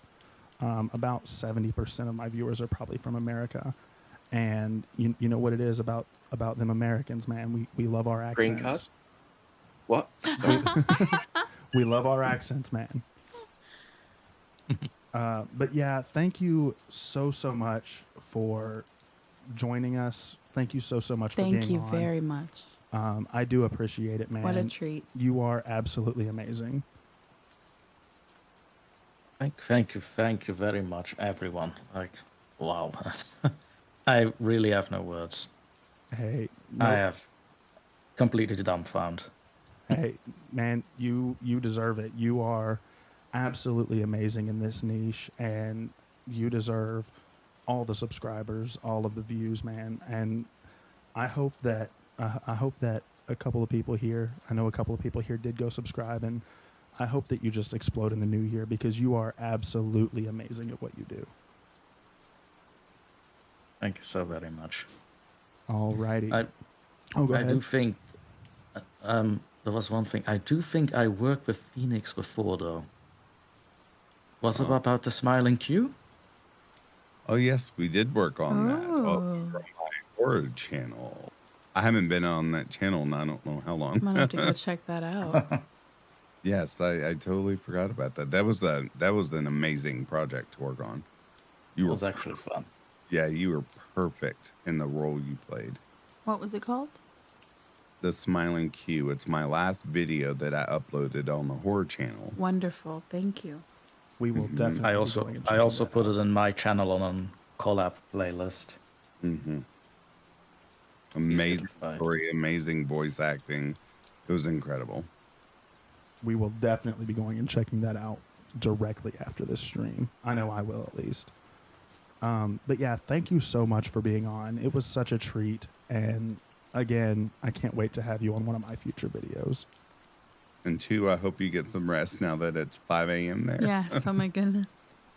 Yes. I mean, I still have to celebrate New Year's for you guys. Come on. It's only polite. Well, again, But yeah, I'd say thank you for having me, and I'm looking forward to the future too. Thank you. hey, thank you so much. Have a good night, everyone. You as You well. as well. Have a great night, my friend. Alrighty. And now that we are at the 11 o'clock hour, we do not have a guest slot for this slot for 11 to 11:30. At 11:30, I have invited everyone who has been on the stream to come back on at 11:30 to kind of chat, hang out, and bring in the new year. But until 11:30, it is myself, Inner Scare Wifey, Phoenix, and Grim. So I think that this is a great time to talk to Phoenix and Grim and talk about their plans Absolutely. and their aspirations for the new year. So whichever one of y'all want to go first, what are your guys' plans? Do you have anything special to announce? Any big projects that you're working on? Anything of that nature for the new year? Graham, I'll let you take the first. All right. Well, hey, Tina, you know how earlier I said I would tell you how I got started? Yeah, this is the time. Told you it was coming.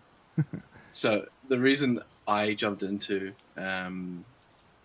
narration was because of very similar stories to everybody else, which is hearing it for years. People who have been doing it since 2015 and becoming addicted and hooked into that. Plus, I am a attention whore, so I love to grab people's attention at any time. And then lastly, but not least, I always wanted to, as I said, escape realism for a moment and be someone else, and stories allow me to live that. So, carrying on from that onto what my channel is going to be. My channel is sticking to its original roots. Dominantly, I'm going to be focusing on series stories, so stories that have more than one chapter to them, to kind of have those that want to hear them come back and see how the stories progress. Right now, I'm in the middle of one which is called My Crewmates Are Stuck on a Boat. Hang on, my brain cannot remember the name, but it's on my channel, and I am just intending to kind of keep that flow going. I'm also going to be increasing the amount of videos that I do. So I'm going to be doing, I'm not going to announce what it is because I don't want to steal my ideas, but I'm going to have 3 days of the week that I am intending to have things uploading, starting from this year onwards. Hopefully I'll see more traction and have a bit more growth come my way. But yeah, that's me. Alrighty. And I definitely hope that you gain that traction and that growth as well, because, man, you totally deserve it. I love your narrations. Like I said at the beginning of this stream, your accents are second to none. Your voice acting is amazing, and you definitely deserve to blow up in 2024. There's power and dedication and passion there in every single narration. Absolutely. Hey, I just want to go back to that bit there, wifey. I'm still in love with the story that I narrated of yours. The 3, the Somniums. I love them. I'm so happy that you let me do that, and I thank you. You did such an amazing interpretation. Yes, you did. And what about you, Phoenix? Do you have any big plans, special announcements, anything like that you want to make for the new year? Other than I post every day on my sleep channel, but that will get scaled back to probably 5 times instead of 7 days. So I can plug those 2 days in, getting back to my horror channel. So I can start reading those scary stories and doing the SF works and really showing off my talent of what I can do with my voice, aside from putting people to sleep. And then the personal goals for this year is to consume about 1/4 of what I'm eating of sugar. So this is the year that I'm cutting a bunch of crap out of my diet. Rather than that, no, I'm simple. I work from home. I work for YouTube, and yeah, maybe get back up there and visit you guys again. Yeah, that would be great. That was a lot of fun when you came up the first time. It was, and Sweetwater. Sorry, chat. We're having a nerd moment here. Sweetwater is where people like us go and buy really nice equipment to make all of this happen. And it just so happens that I met Interscare, and he took me to Sweetwater for the very first time. It was really cool. Yeah, it's a great place to go for sure. I do have a big announcement that I have been chomping at the bit to tell everyone. I am so excited to announce this. So, as everyone knows, right now I post 2 videos a week on my channel. I post a video on Tuesdays, and I post a video on Fridays. Well, starting in the new year, I am going to be doubling my content output. I'm going to go up to 4 videos per week. And what I'm going to do to be able to do that sustainably, since September of this year, I have been hoarding all of the stories that I read on this channel, and I have been saving them without any background audio. So obviously I save them with the rain sounds so that I can upload them to the channel, and that's what you guys hear. But I've also been taking out the rain sounds and exporting them without any rain sounds. So it's just the stories without any background audio. And what I'm going to be doing is I'm going to be re-releasing those old stories with a myriad of different background sounds. Some of them I might do with no background if that's what you guys want. The first couple are going to be with campfire sounds. And if you guys have any suggestions or any requests for any background sounds, I'm going to be doing 2 videos a week that are purely re-releases with new background sounds. That way we have all kinds of different background noises and things on the channel. We'll obviously continue to do the 2 stories per week that are rain, but we will also have 2 special videos every week that are campfire or howling wind, like Misfit says, storm videos, just different background audio, because I know I get comments all the time asking for different background sounds or things of that nature. So I hope that this is a great way to bring those to everyone. Awesome. Speaking of, my goal as well in 2024 is to hit, I'm almost at 14K now. That's in 1 year. I'm hoping to double that. That is amazing. That is absolutely amazing. Hope to double that. So, I mean, every day it grows. Just, I don't know where everyone's coming from, but I'm enjoying it. Makes me happy. Yeah, that is awesome, man. Your growth this year has been absolutely amazing. Your work ethic in February because of you, and your work ethic is insane as well. Yes. I've never seen someone that can put out an hour-long video 7 days a week. Also, with everything that you've been through this year, your consistency, even through adversity, is absolutely beyond impressive, and we admire you very much. Thank you so much. Normally people are destructive when, bad things happen in their life. And I like to do something constructive or, keep my mind busy. So sporadically, I've already done it on my channel. I went live or I'll narrate a story. I just think it's healthy. Yeah, absolutely. You're also so loving to your community, and that's why you have such a great community to be part of. Yeah, because without them, I'd be sitting here talking to myself. Absolutely. I love the fact that they picked me as a therapist of sorts to help put them to sleep. It blows my mind. Yeah. And just want to quickly add in there before you go away from this topic.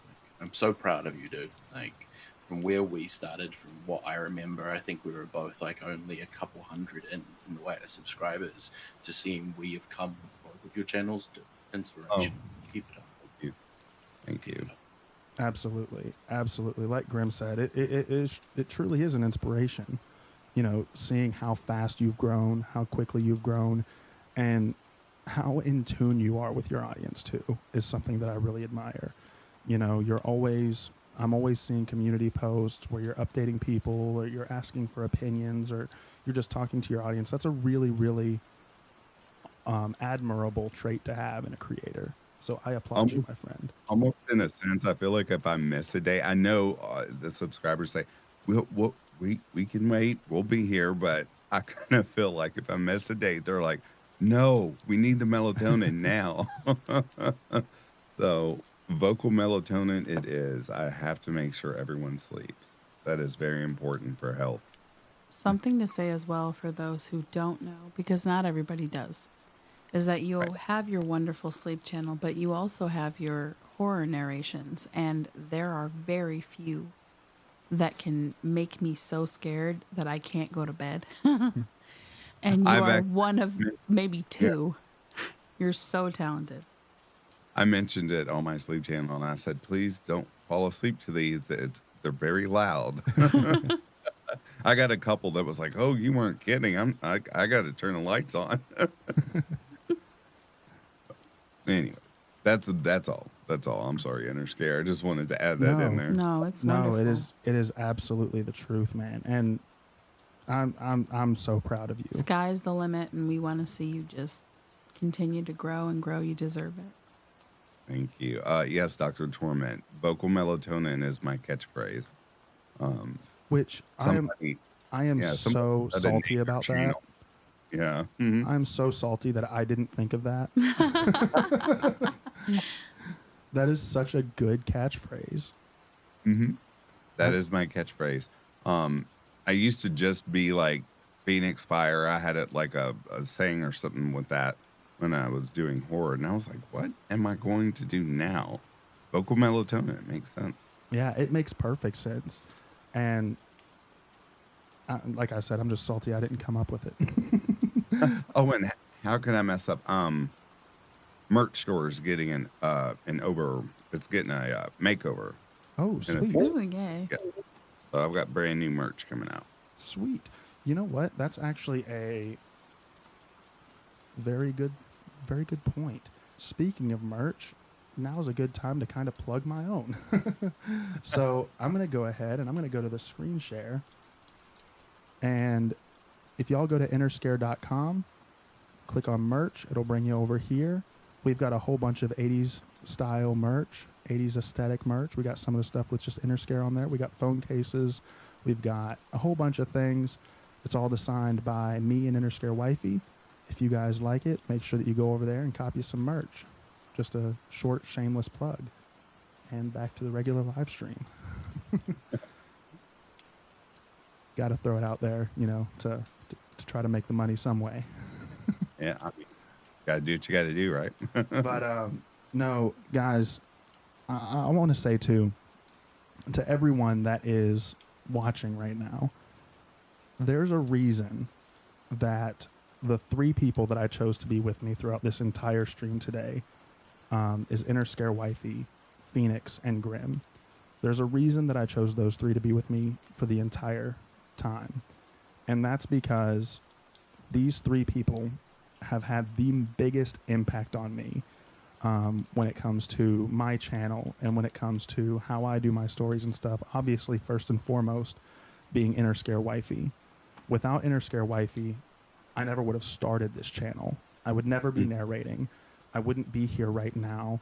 And beyond that, Interscare Wifey is constantly helping me mod the channel, helping me respond to comments, helping me talk to people, keeping the 24/7 live stream going. She's always helping me find stories to read. She's always helping me come up with ideas. She is literally, she does everything for this channel except for read the stories. The only thing I do is read the stories and upload them. Interscare Wifey is basically the rest of the channel. And thank you so much. And I love you. And I appreciate everything that you do for me and help me. And I would say that as much as other people give you credit, I feel like Back to Ashes and Grim have taught you absolutely and from the ground up as well. I was getting there as well. Secondly, Grim.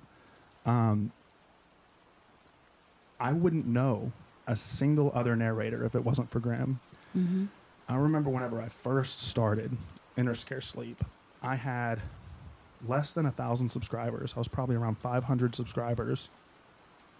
I joined Twitter for the first time, and I don't know what the gods like put in place or what happened, but Grimm came across my feed, and he introduced me to everyone in the community. He brought me in with open arms. He was so nice. He was so awesome. And really, he doesn't even know this, but really, he taught me a lot. Yes. He taught me so much about collaborations and communicating with people, and he brought you into the fold on making what used to be connections Twitter and everything as well. Yeah, and he was so pivotal in me meeting other narrators. It is absolutely amazing. And Grimm, thank you for that, man. And I love the fact that, to the chat, we are all so close. We're not just on Discord, but the four of us literally message every day. Yes. Yeah, we do. My kids love them. Like, it's a whole thing. Yeah. Oh yeah, your kids do love me. The deep guy voice in the TV, yes, and they love met you. them, they were starstruck and They wanted me to still sign are. their t-shirt. They still are. Yes. And then I appreciate. hey, I appreciate you, buddy. And then Phoenix. Grimm introduced me to Phoenix. And I was like, wow, this guy has a voice. This guy can tell a story. So I brought him on my channel. Him and I got to talk, and him and I became really, really good friends. And, we all three just clicked. And this is really, this core group of people is my horror family. Mm-hmm. These three people I could not live without. And if you're not subscribed to Phoenix Back to Ashes, or you're not subscribed to Grimm, please go check out their channels. And Interscare Wifey as well, because she's going to be posting new stories in the new year. I can't wait.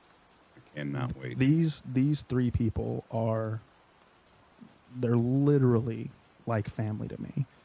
They are so amazing. I love them so much. I love you guys so much. I know I'm getting really sappy here, but I love you guys so much, and I appreciate you all for being here with me this entire stream. The feeling's mutual, my dude. Yes. 100%. And Interscare Wifey is posting the links to both Grimm and Back to Ashes right now. Alrighty, does anyone in chat have any questions for us? And while we're waiting for people to post questions, if anybody has any questions, Phoenix, you have not had the opportunity to read a story yet. So would you like to read a story for everyone? I get to do my favorite. So for those that aren't fans, this will be a listening discretion. It's not graphic or anything, but some people don't like it.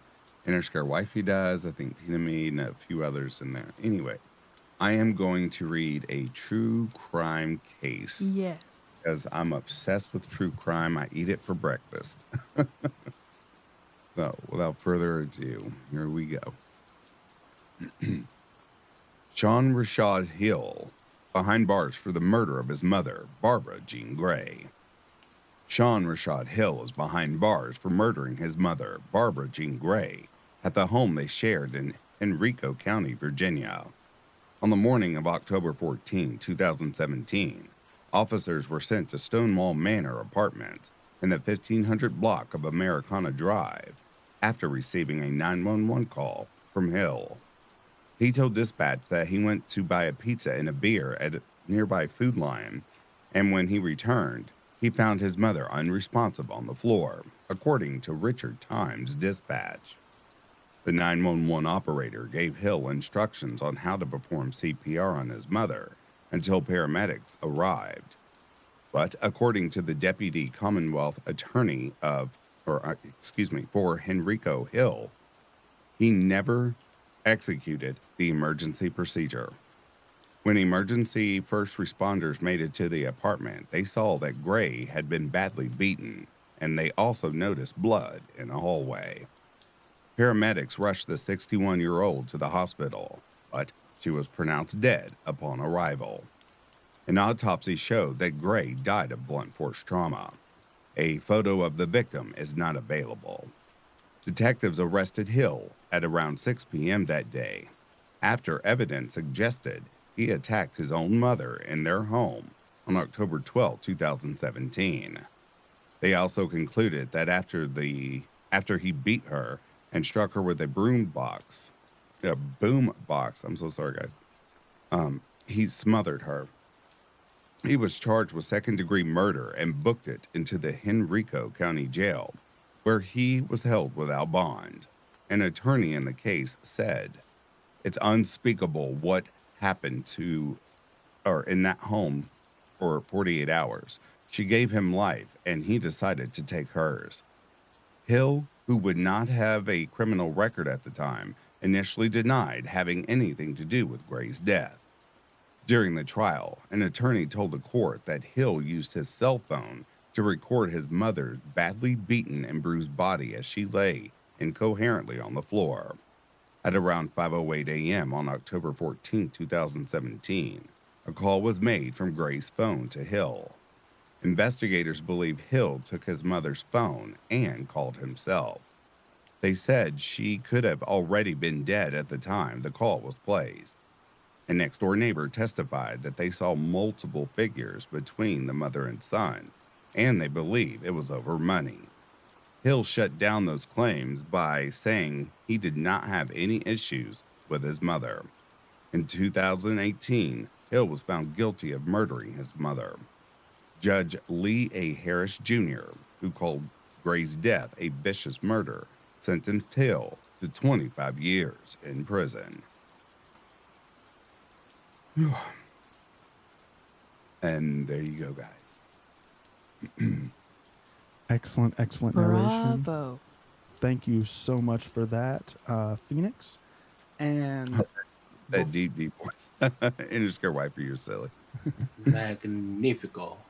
Before we get into the 11:30 time where everybody who wants to comes back and joins us, I think that now is the perfect time to do our third and final giveaway of the evening. So what we're going to do is I don't have a timer.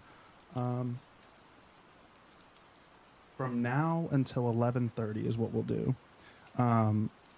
Go ahead and leave a chat message in the live chat, and any chats that are entered in there from here on forward until 11:30 will be added to the giveaway. So I am going to go ahead and start adding to the giveaway. And Wifey or Grim or Phoenix, did any of you guys happen to see any questions come up from our chat while Phoenix was reading? I didn't see questions. I'm sorry. There were no questions. Okay, that is perfectly fine. I'm just getting all of these copied. I know that we talked about plans for the new year for everyone. What is one of your favorite things that happened to you YouTube-wise, or one of your favorite memories YouTube-wise or anything from this year? For me, it is the explosion of subscribers, and it's not necessarily about the numbers. It's the comments everyone leaves me that they pour their heart out stating, "I'm glad you are doing this. I have insomnia. I can't sleep," and blah, blah, blah. And I just love the fact that everyone tells me my voice puts them to sleep. It's like a comfort thing.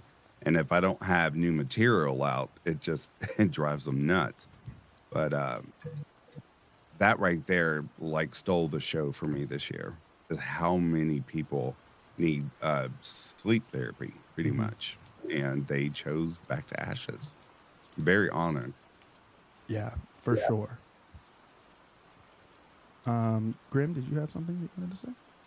I guess I'm just thankful that I've had such a supporting crew around, especially with the old man hitting the bucket and stuff like that. So, just having you guys and then all that sort of support through the whole thing was good. And I think it was just a highlight knowing that I'm not alone. You know what I mean? Yeah, for sure. For me, I definitely agree. I definitely think that it's the community, you know, that surrounds us. We love you very much. And yes, and we do love you very, very much, Grim. Like I said, you're my brother in horror. You know, nobody could replace you in my eyes. And his heart grew 3 sizes. I agree with you though. It's definitely a lot about the community that surrounds what we do, because both the listening community, the community who listens, and the narration community. It's just everyone. I've never met someone in this community that's been mean or, you know, not pleasant. Everyone that I've met has been so pleasant and so loving and so amazing. I don't know. I'm getting sappy again, but. What's your favorite YouTube memory or memory in general of this year that you're? Well, my favorite memory in general of this year is definitely seeing my baby open his Christmas presents and just being delighted and like finally understanding what Christmas presents are and being able to open them. Now, my second favorite inner scare was meeting you and the family. Yes, that was also a very, very big one too. I loved meeting you, Phoenix. And hitting 50K was kind of nice too, but it's not really about the numbers. Go ahead, wifey. What's yours? My favorite one is big for me. Our son was delayed speech. Yes. And he couldn't talk. So we were afraid that he wouldn't be able to talk. We worked with specialists and everything, and they made it seem pretty bleak. But then he started just talking. So I think being able to hear our son and him be able to tell us, you know, what makes him happy, what makes him sad, singing songs and all that has been the most blessed thing for me this year. Yeah, now we can't get him to stop talking. No. that little hot feet you're talking about. Yeah. And he still loves crab rave, unfortunately. I loved your son. And he had to forewarn me. He said, "Be careful if he does a scream. Be careful." I said, "I'm used to it." No, I wasn't. And then I happened to reach in the back seat and I gave him his pacifier. That's what he wanted. But that shrill, I was like, he has got powerful lungs on him. Yes, he does. Yeah, he does. And he's his father's doppelganger. It's crazy. But yeah, to piggyback off of what Inner Scare Wifey said, just to see him go from not being able to communicate literally at all to only being able to sign. Let me see if I can get myself in camera here. To sign more, and then being able to do please. To now, he's saying full sentences to us, and talking to us, you know, like on par with his age level. That makes me want to tear up right now just thinking about it too. You're a proud dad. Go ahead. You deserve it. I definitely am a very proud dad. Alrighty. So it looks like we are at 11:29. I'm going to go ahead and go over to the screen share scene here. And these are the names that we have so far for the giveaway. If I did miss someone, please make sure to go ahead and comment again so that I can get you entered. We have Tina Mead, Inner Scare Wifey, Michelle, Back to Ashes, Kimberly Shepard, I Am Grim, Kim Walsh, Samantha Place, Nova Nocturne, Seven Leaf Clover 88, Cindy Cleveland, Misfit, Brittany Turner, Jeffrey Freak, or Frick, I don't know how to pronounce that. I apologize. I'm going to get Kim McDonald entered in there. And please, anyone that's watching, don't be shy. Just don't be if shy. you want to just drop an emoji or a comma or a period, anything. Literally anything will get you entered. I'm actually going to go till 11:31, just to give people that final minute. My God, we have 30 more minutes of this. I know. Year. Time has flown on this stream. Grim, you're already Time entered. All year. Oh, God. We're already ringing in New Year. Where did this year go? This year I know. flew. It's kind of scary. This year did fly. Like it seems like yesterday that we were doing this same stream last year. Right?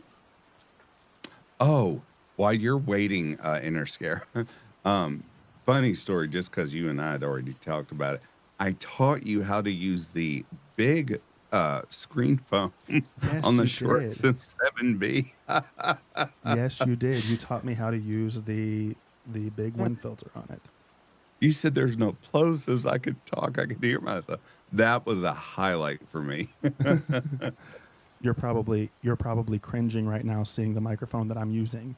So No. I know that's the Shure MX7. I made him Right. make me Yeah. the good one because that little one is not my friend. I didn't like the little one, but it was just funny. He said, "Wait a minute, the big one helps." Patty's niece, I did get you entered in as well. Did you So get are Hell in there. Bunny? Yes, I got Hell Okay. Bunny. I got Entropic as well. Alrighty, so it looks like we are closing submissions now. And without further ado, we are going to spin this wheel in 3, 2, 1, go. Good luck. Good luck to everyone. That is the slowest wheel I've ever seen. Grim, my friend. Congratulations. Yay! That's wonderful. You have won a $50 Amazon gift card. Congrats, brother in horror. He's speechless. I'm just gonna cry a little bit. I'm so happy. I want to start off by thanking the Academy, and my mom, of course, my mom. Oh, jeez. Oh, gosh. Alrighty, Grim. So I'm going to need you to email me so that I have your email. And then, no, I'm just kidding. I've got your email. I can get it sent to you, buddy. Alrighty. So congratulations to our 3 winners today, Silver Slumbers, Karma, and Grim. And thank you everyone for participating. Yes, and thank you everyone for being here. And Yes. don't go anywhere because just because we finished our 3 giveaways does not mean that the live is over. There are still plenty of time until the new year comes in. If anybody is watching any of the narrators that have been on already in this stream, if you would like to come back on, just go ahead and jump back into the voice channel and I'll bring you on. And we won't force you to read if you don't. Yeah, we won't force you to read again. We just want to, have a good, fun time, bring in the new year with everyone and just, have a good time. So I'll keep an eye on the voice channel over there, see if anyone hops in so that I can bring them in. But until that happens, I'm going to go ahead. And I thought that it would be really cool to go into my favorite subreddit, Creepy Encounters, and filter them by top posts of this year. So this story is the top post from Creepy Encounters in 2023. So here we go.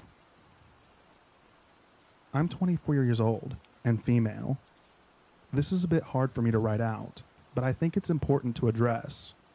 So my parents split when I was young.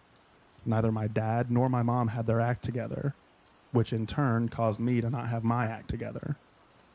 From a young age, I was drinking and experimenting with recreational drugs. I was just falling into a cycle that my family has always been in. My mother had a tenacity to sleep around with anyone that would give her the time of day. This meant inviting some really creepy guys into our home. I think it's important to mention that she was a drug addict and didn't consider the danger. I had been arrested a few times before the age of 15 for either fighting or underage drinking. I was a mess.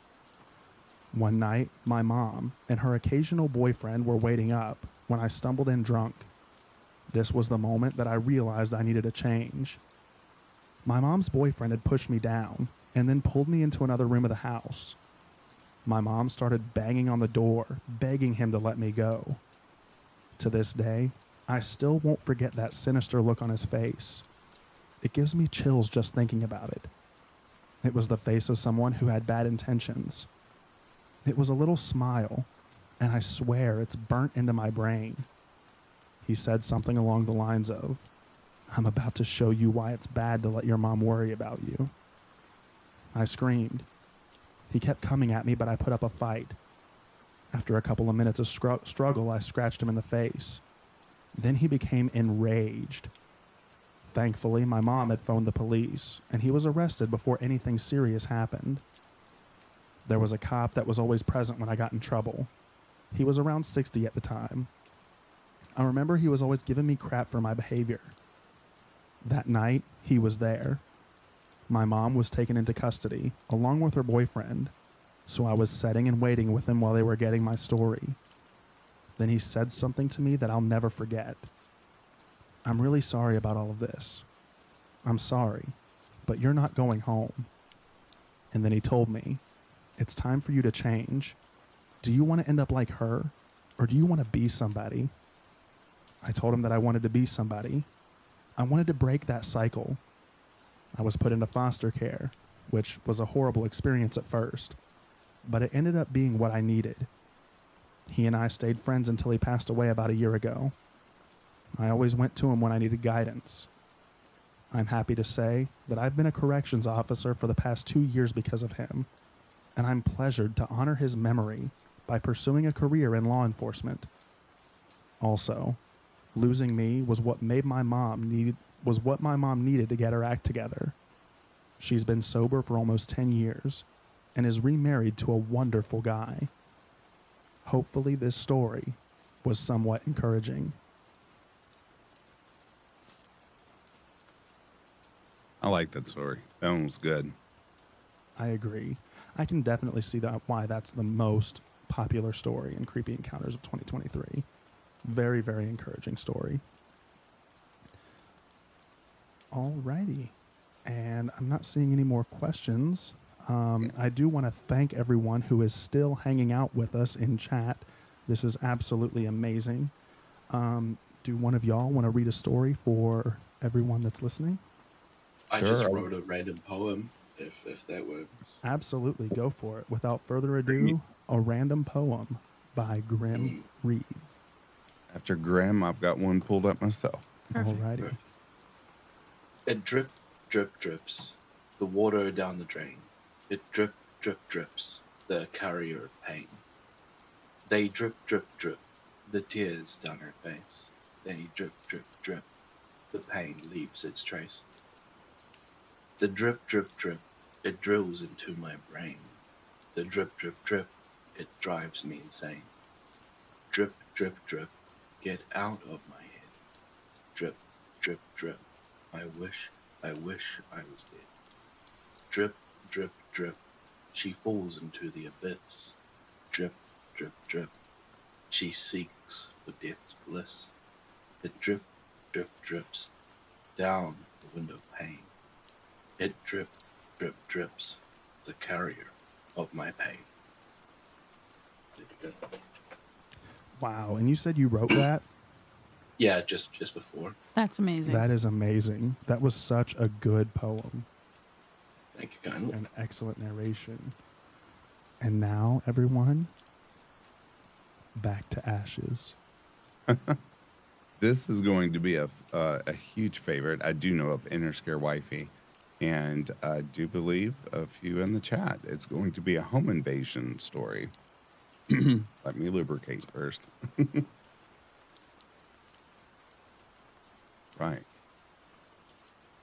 When I was a teenager, my older brother moved out, and my parents both work late. So occasionally, I would spend evenings by myself after school.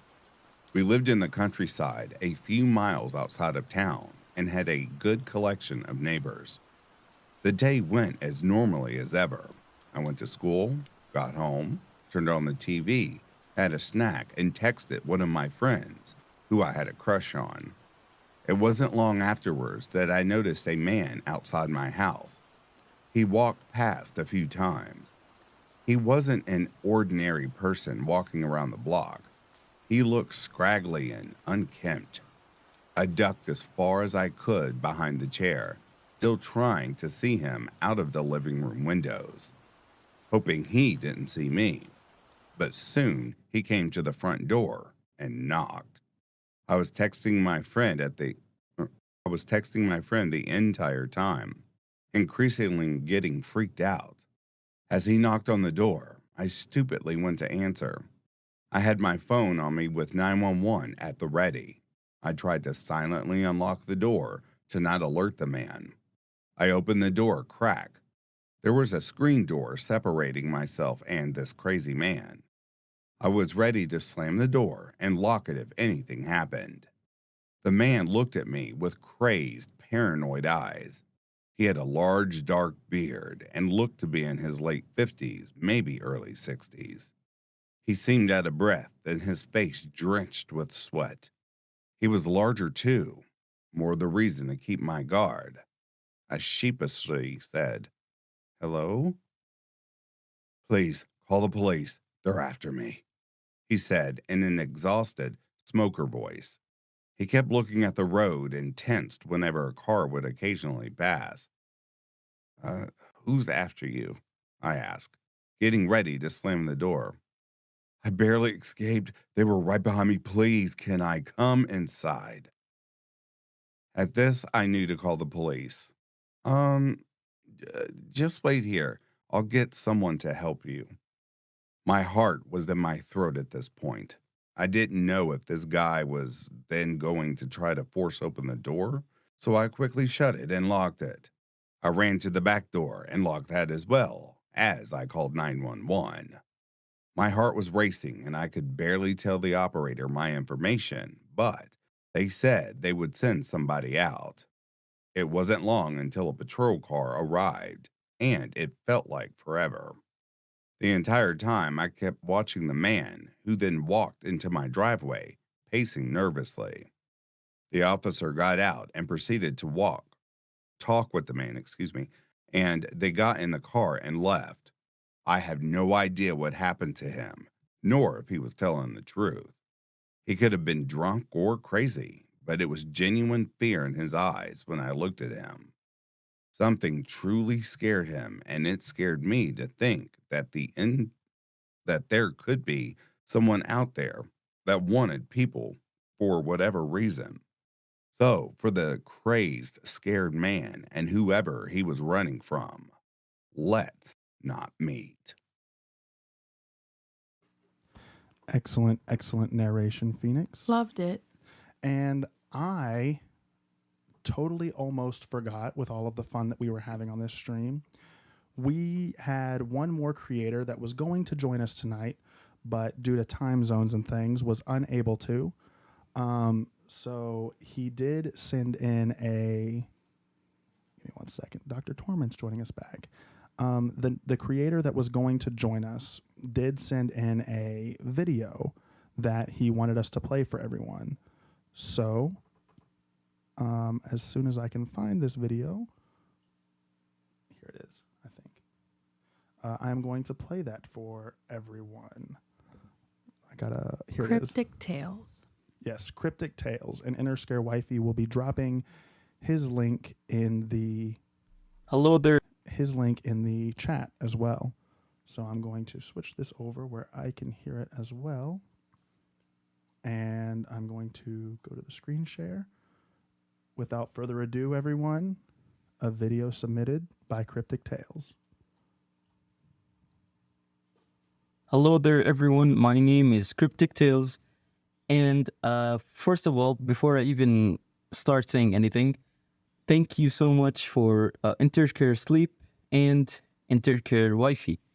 They invited me to this beautiful live stream, but unfortunately, I couldn't make it because the time zones can be as twisted as the stories we share.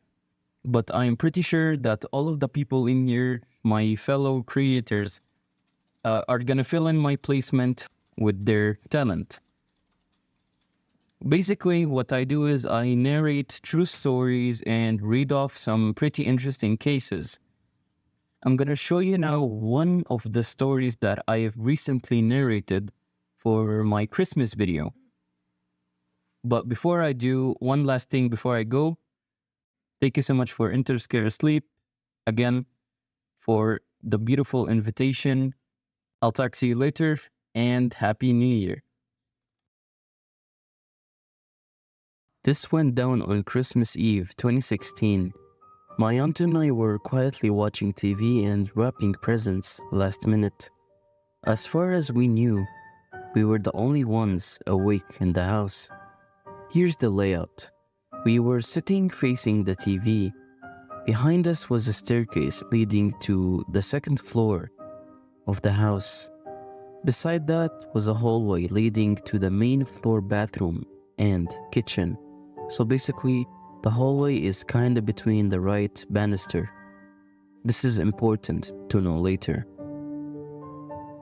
As I am bent over, hella concentrated on finishing wrapping the gift, I heard a sudden noise. It was someone whistling "Oh Christmas Tree" very slowly and loudly. I'm thinking to myself, what the kind of ad is on TV right now? I look up only to find the same show was still quietly playing. The whistling was in fact coming from somewhere else in the room. I looked to my aunt, thinking maybe she had randomly broken out some Christmas whistling, but she sat there looking back at me, just as silent and dumbfounded as me.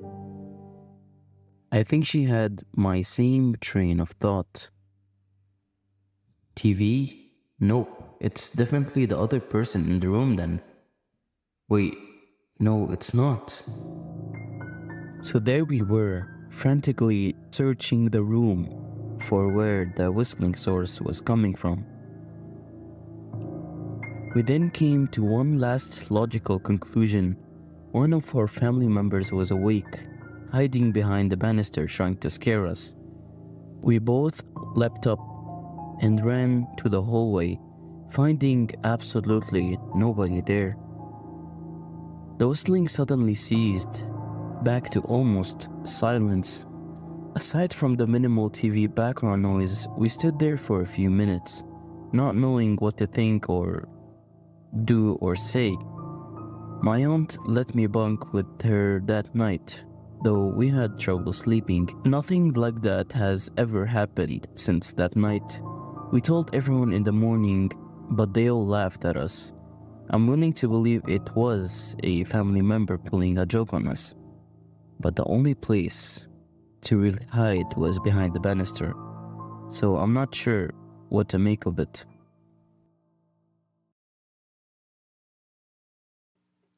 And that was Cryptic Tales. Wifey did put his link in the chat if anyone is interested. Make sure that you go over and subscribe to him. He's a great guy, great narrations, and yeah, make sure that you go and subscribe to him. And I want to welcome back Dr. Torment. Thank you for joining us again. Yes, greetings. Yes, thank you for joining us. And man, you are really dedicated to staying up. Have you ever had that point in staying up you just can't fall asleep anymore? Yes, I have been there. I basically have. That's after a specific hour, I just, sleep is off the table. Same. Yeah, for sure. I've definitely been there. I've gotten slap happy before. I actually am hyped up right now on 2 Red Bulls and a Dubby, which Dubby is very similar to G Fuel. So Yet you will still go and sleep very soundly as soon as your head I'll hits the probably pillow. crash as soon as I fall asleep downstairs. Is there a sponsor in the chat?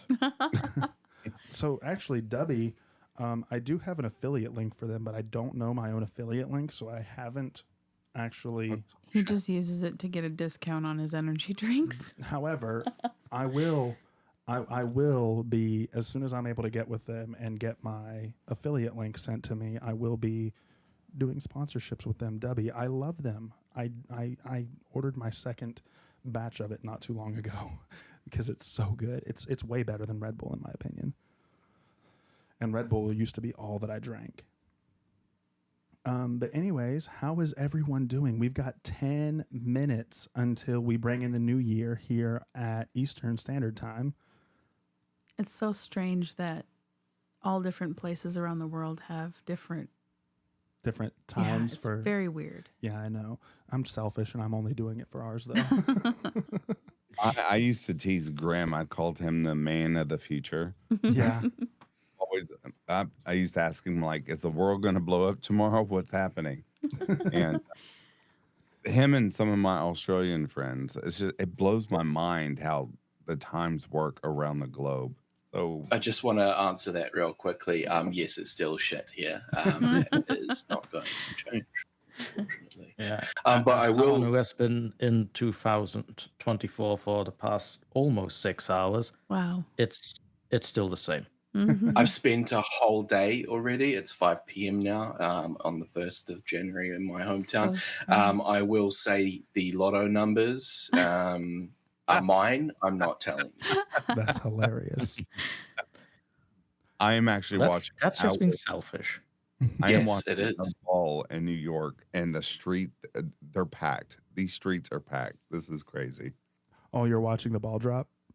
Yeah, I've got it over on the other channel. I'm going back and forth. Gotcha. I heard that was supposed to be a good show tonight. You know, between the ball drop and our live stream, you know, I'm just so thankful to everyone who chose to be here with us. You know, it's so amazing that, I don't know. I'm blown away to be where we are and just have all the blessings and have all of you guys with us tonight. I am just feeling like the love and the huge support system from our subscribers, our people that we listen, read to, and it blows my mind how dedicated. We're just normal people behind a microphone. Yeah. And everyone just loves us, and we just read stories, but I don't know, it just blows my mind in ways that I can't put into words. Yeah. Wifey? And I'll speak for myself, but I think we probably have a general consensus that, I mean, I really, really care about each and every individual person. Like, I hope to see you. I hope that you're well. We just love all of you very much. Yes, we do. We love each and every one of our viewers, our subscribers. You all are part of a family. Gross. You all are part of our Inner Scare family here. This is the reason that I'm so interactive with my viewers and subscribers. I'm not an AI voice. I'm a human, and I have emotions. And that's my favorite part about narrating is when I do live or if I'm answering questions. Sometimes narrating, I'm like, but you know, I love speaking with everyone. I agree. This is my favorite day of the year is New Year's Eve, just because we do this live stream and because it's so interactive and because we have so many people from the community on. I mean, we've had 514 people stop by today so far on this stream, and just the replays and everything. I'm so grateful for everyone that participated. Thank you so much. Patty's niece said she would be starstruck to meet any one of us.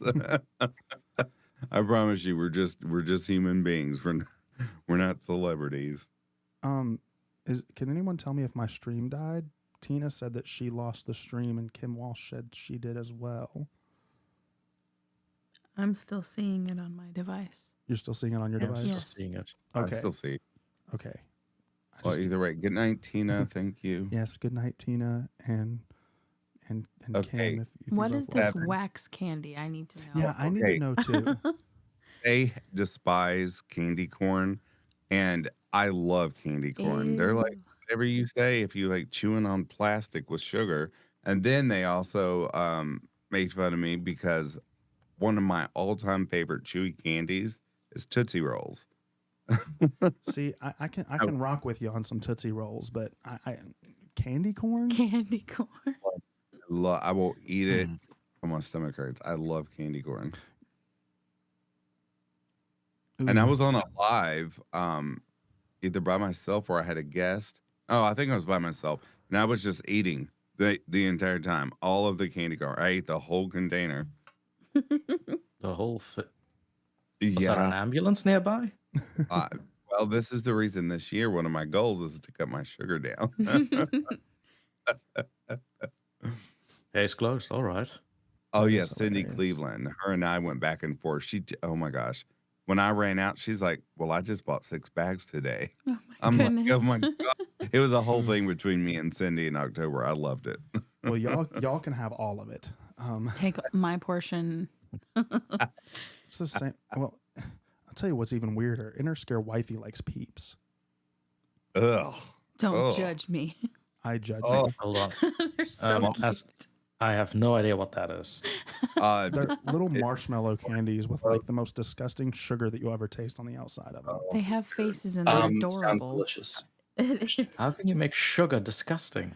That's why I'm confused. I don't I'm know. lost. I don't know, So- but the people who made Peeps figured it out. Yeah, they sure did. Y'all are It mu- wrong. It must be like the burnt sugar that came out of the batch, and they made Peeps out of it. It's, ugh, gross. Yeah, Peeps are awful. They're so cute. Mama Phoenix inhales them when it comes to Easter. I'm like, "Mom, you were gross." I'm a Twix guy myself. I like Twix and I love Sour My Patch favorite Kids, candy bar. but it has to be the big kids, the big Sour Patch Oh, yeah. Kids. Oh my god, we actually like the same candies too. That's great. Twix is my all-time favorite, and Sour Patch Kids. Oh, don't get me started. They only likes the giant ones. They're so weird. Well, the big ones, it's like there's more surface area, so they can fit more of the sour stuff on it. So it makes them more flavorful and more sour. Whereas the little ones, they just lost all flavor to me. It's just weird that it says big kids on the bag. We have. Well, we are big kids, though. Yeah. Yeah, 3 we're- minutes. We're all big kids, and yes, we only have 3 minutes, Oh, my everyone. goodness. I'm going to go see if I can find a countdown timer that we can put on here. Let me see if I can find one on the YouTubes. One that won't get me Right. kicked off. If we're still on the subject of candy, I'm a big fan of Kinder Bueno eggs. Yes. I used to get those in Mexico. I can rock with you on some Kinder eggs. Wait, what? Some Kinder eggs? I said I can rock with you on that. all right. I like me some Kinder eggs. It sounded weird. I don't know Yeah, what. a little. You have to say Kinder ever have a Bueno clip with you just that, want to share with your otherwise- friends? Please. You can't go back in the Yeah, game it and sounded it's really gone forever. freaking wrong. Outplayed has once. Most people just call them Kinder eggs. Yeah. Well, not in Europe. We say Kinder Bueno. Not in Mexico either. All right, everyone. Actually, I'm going to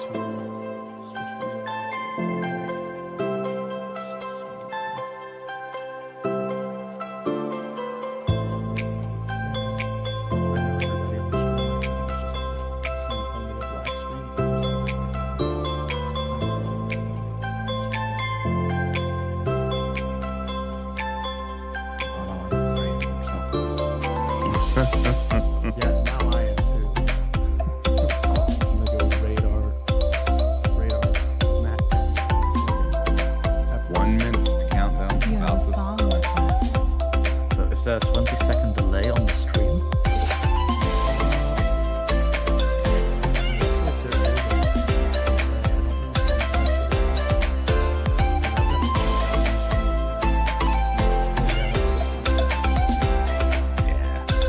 I'll just hear it by your reactions. That was me over there. I was gonna count it down with the people in New York. We'll make a run. I know a beautiful New Yorkian song.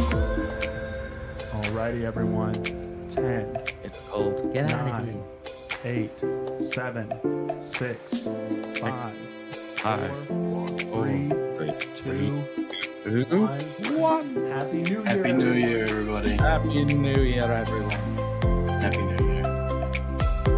Happy 2020. In that specific part of the world. Yeah, there's still a few to follow, but we're getting there. The world is almost collectively in 2024. almost completely enveloped. Yeah, we are almost one united front. There is a little bit more to go, but we're almost. Got my festive stuff on now. I love the hat. It's very Ducks meets 24. That's what I was going for when I picked it up. I like it. It's one of those ones that you can see you using for 2024 when you get trouble. Just one side says 2024, the other side says Ducks.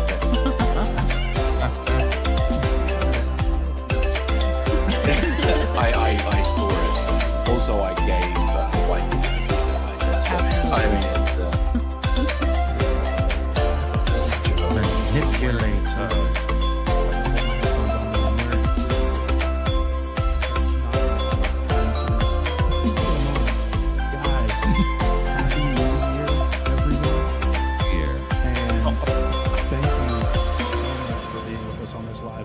Does anyone have any last words that they want to say before we end the stream for the night? Last words. Alrighty, we got last words from Graham Phoenix. Thank you all so much. I appreciate you for making last year incredible. Here's to a new chapter and upward and onward, as I always like to say. Alrighty, Dr. Torment, do you have anything that you want to say before we end the stream? Maybe a little bit repetitive, but yeah, just grateful that I was part of it and that I got to stay until the end. And I hope to fill a lot of people with more frights in 2024.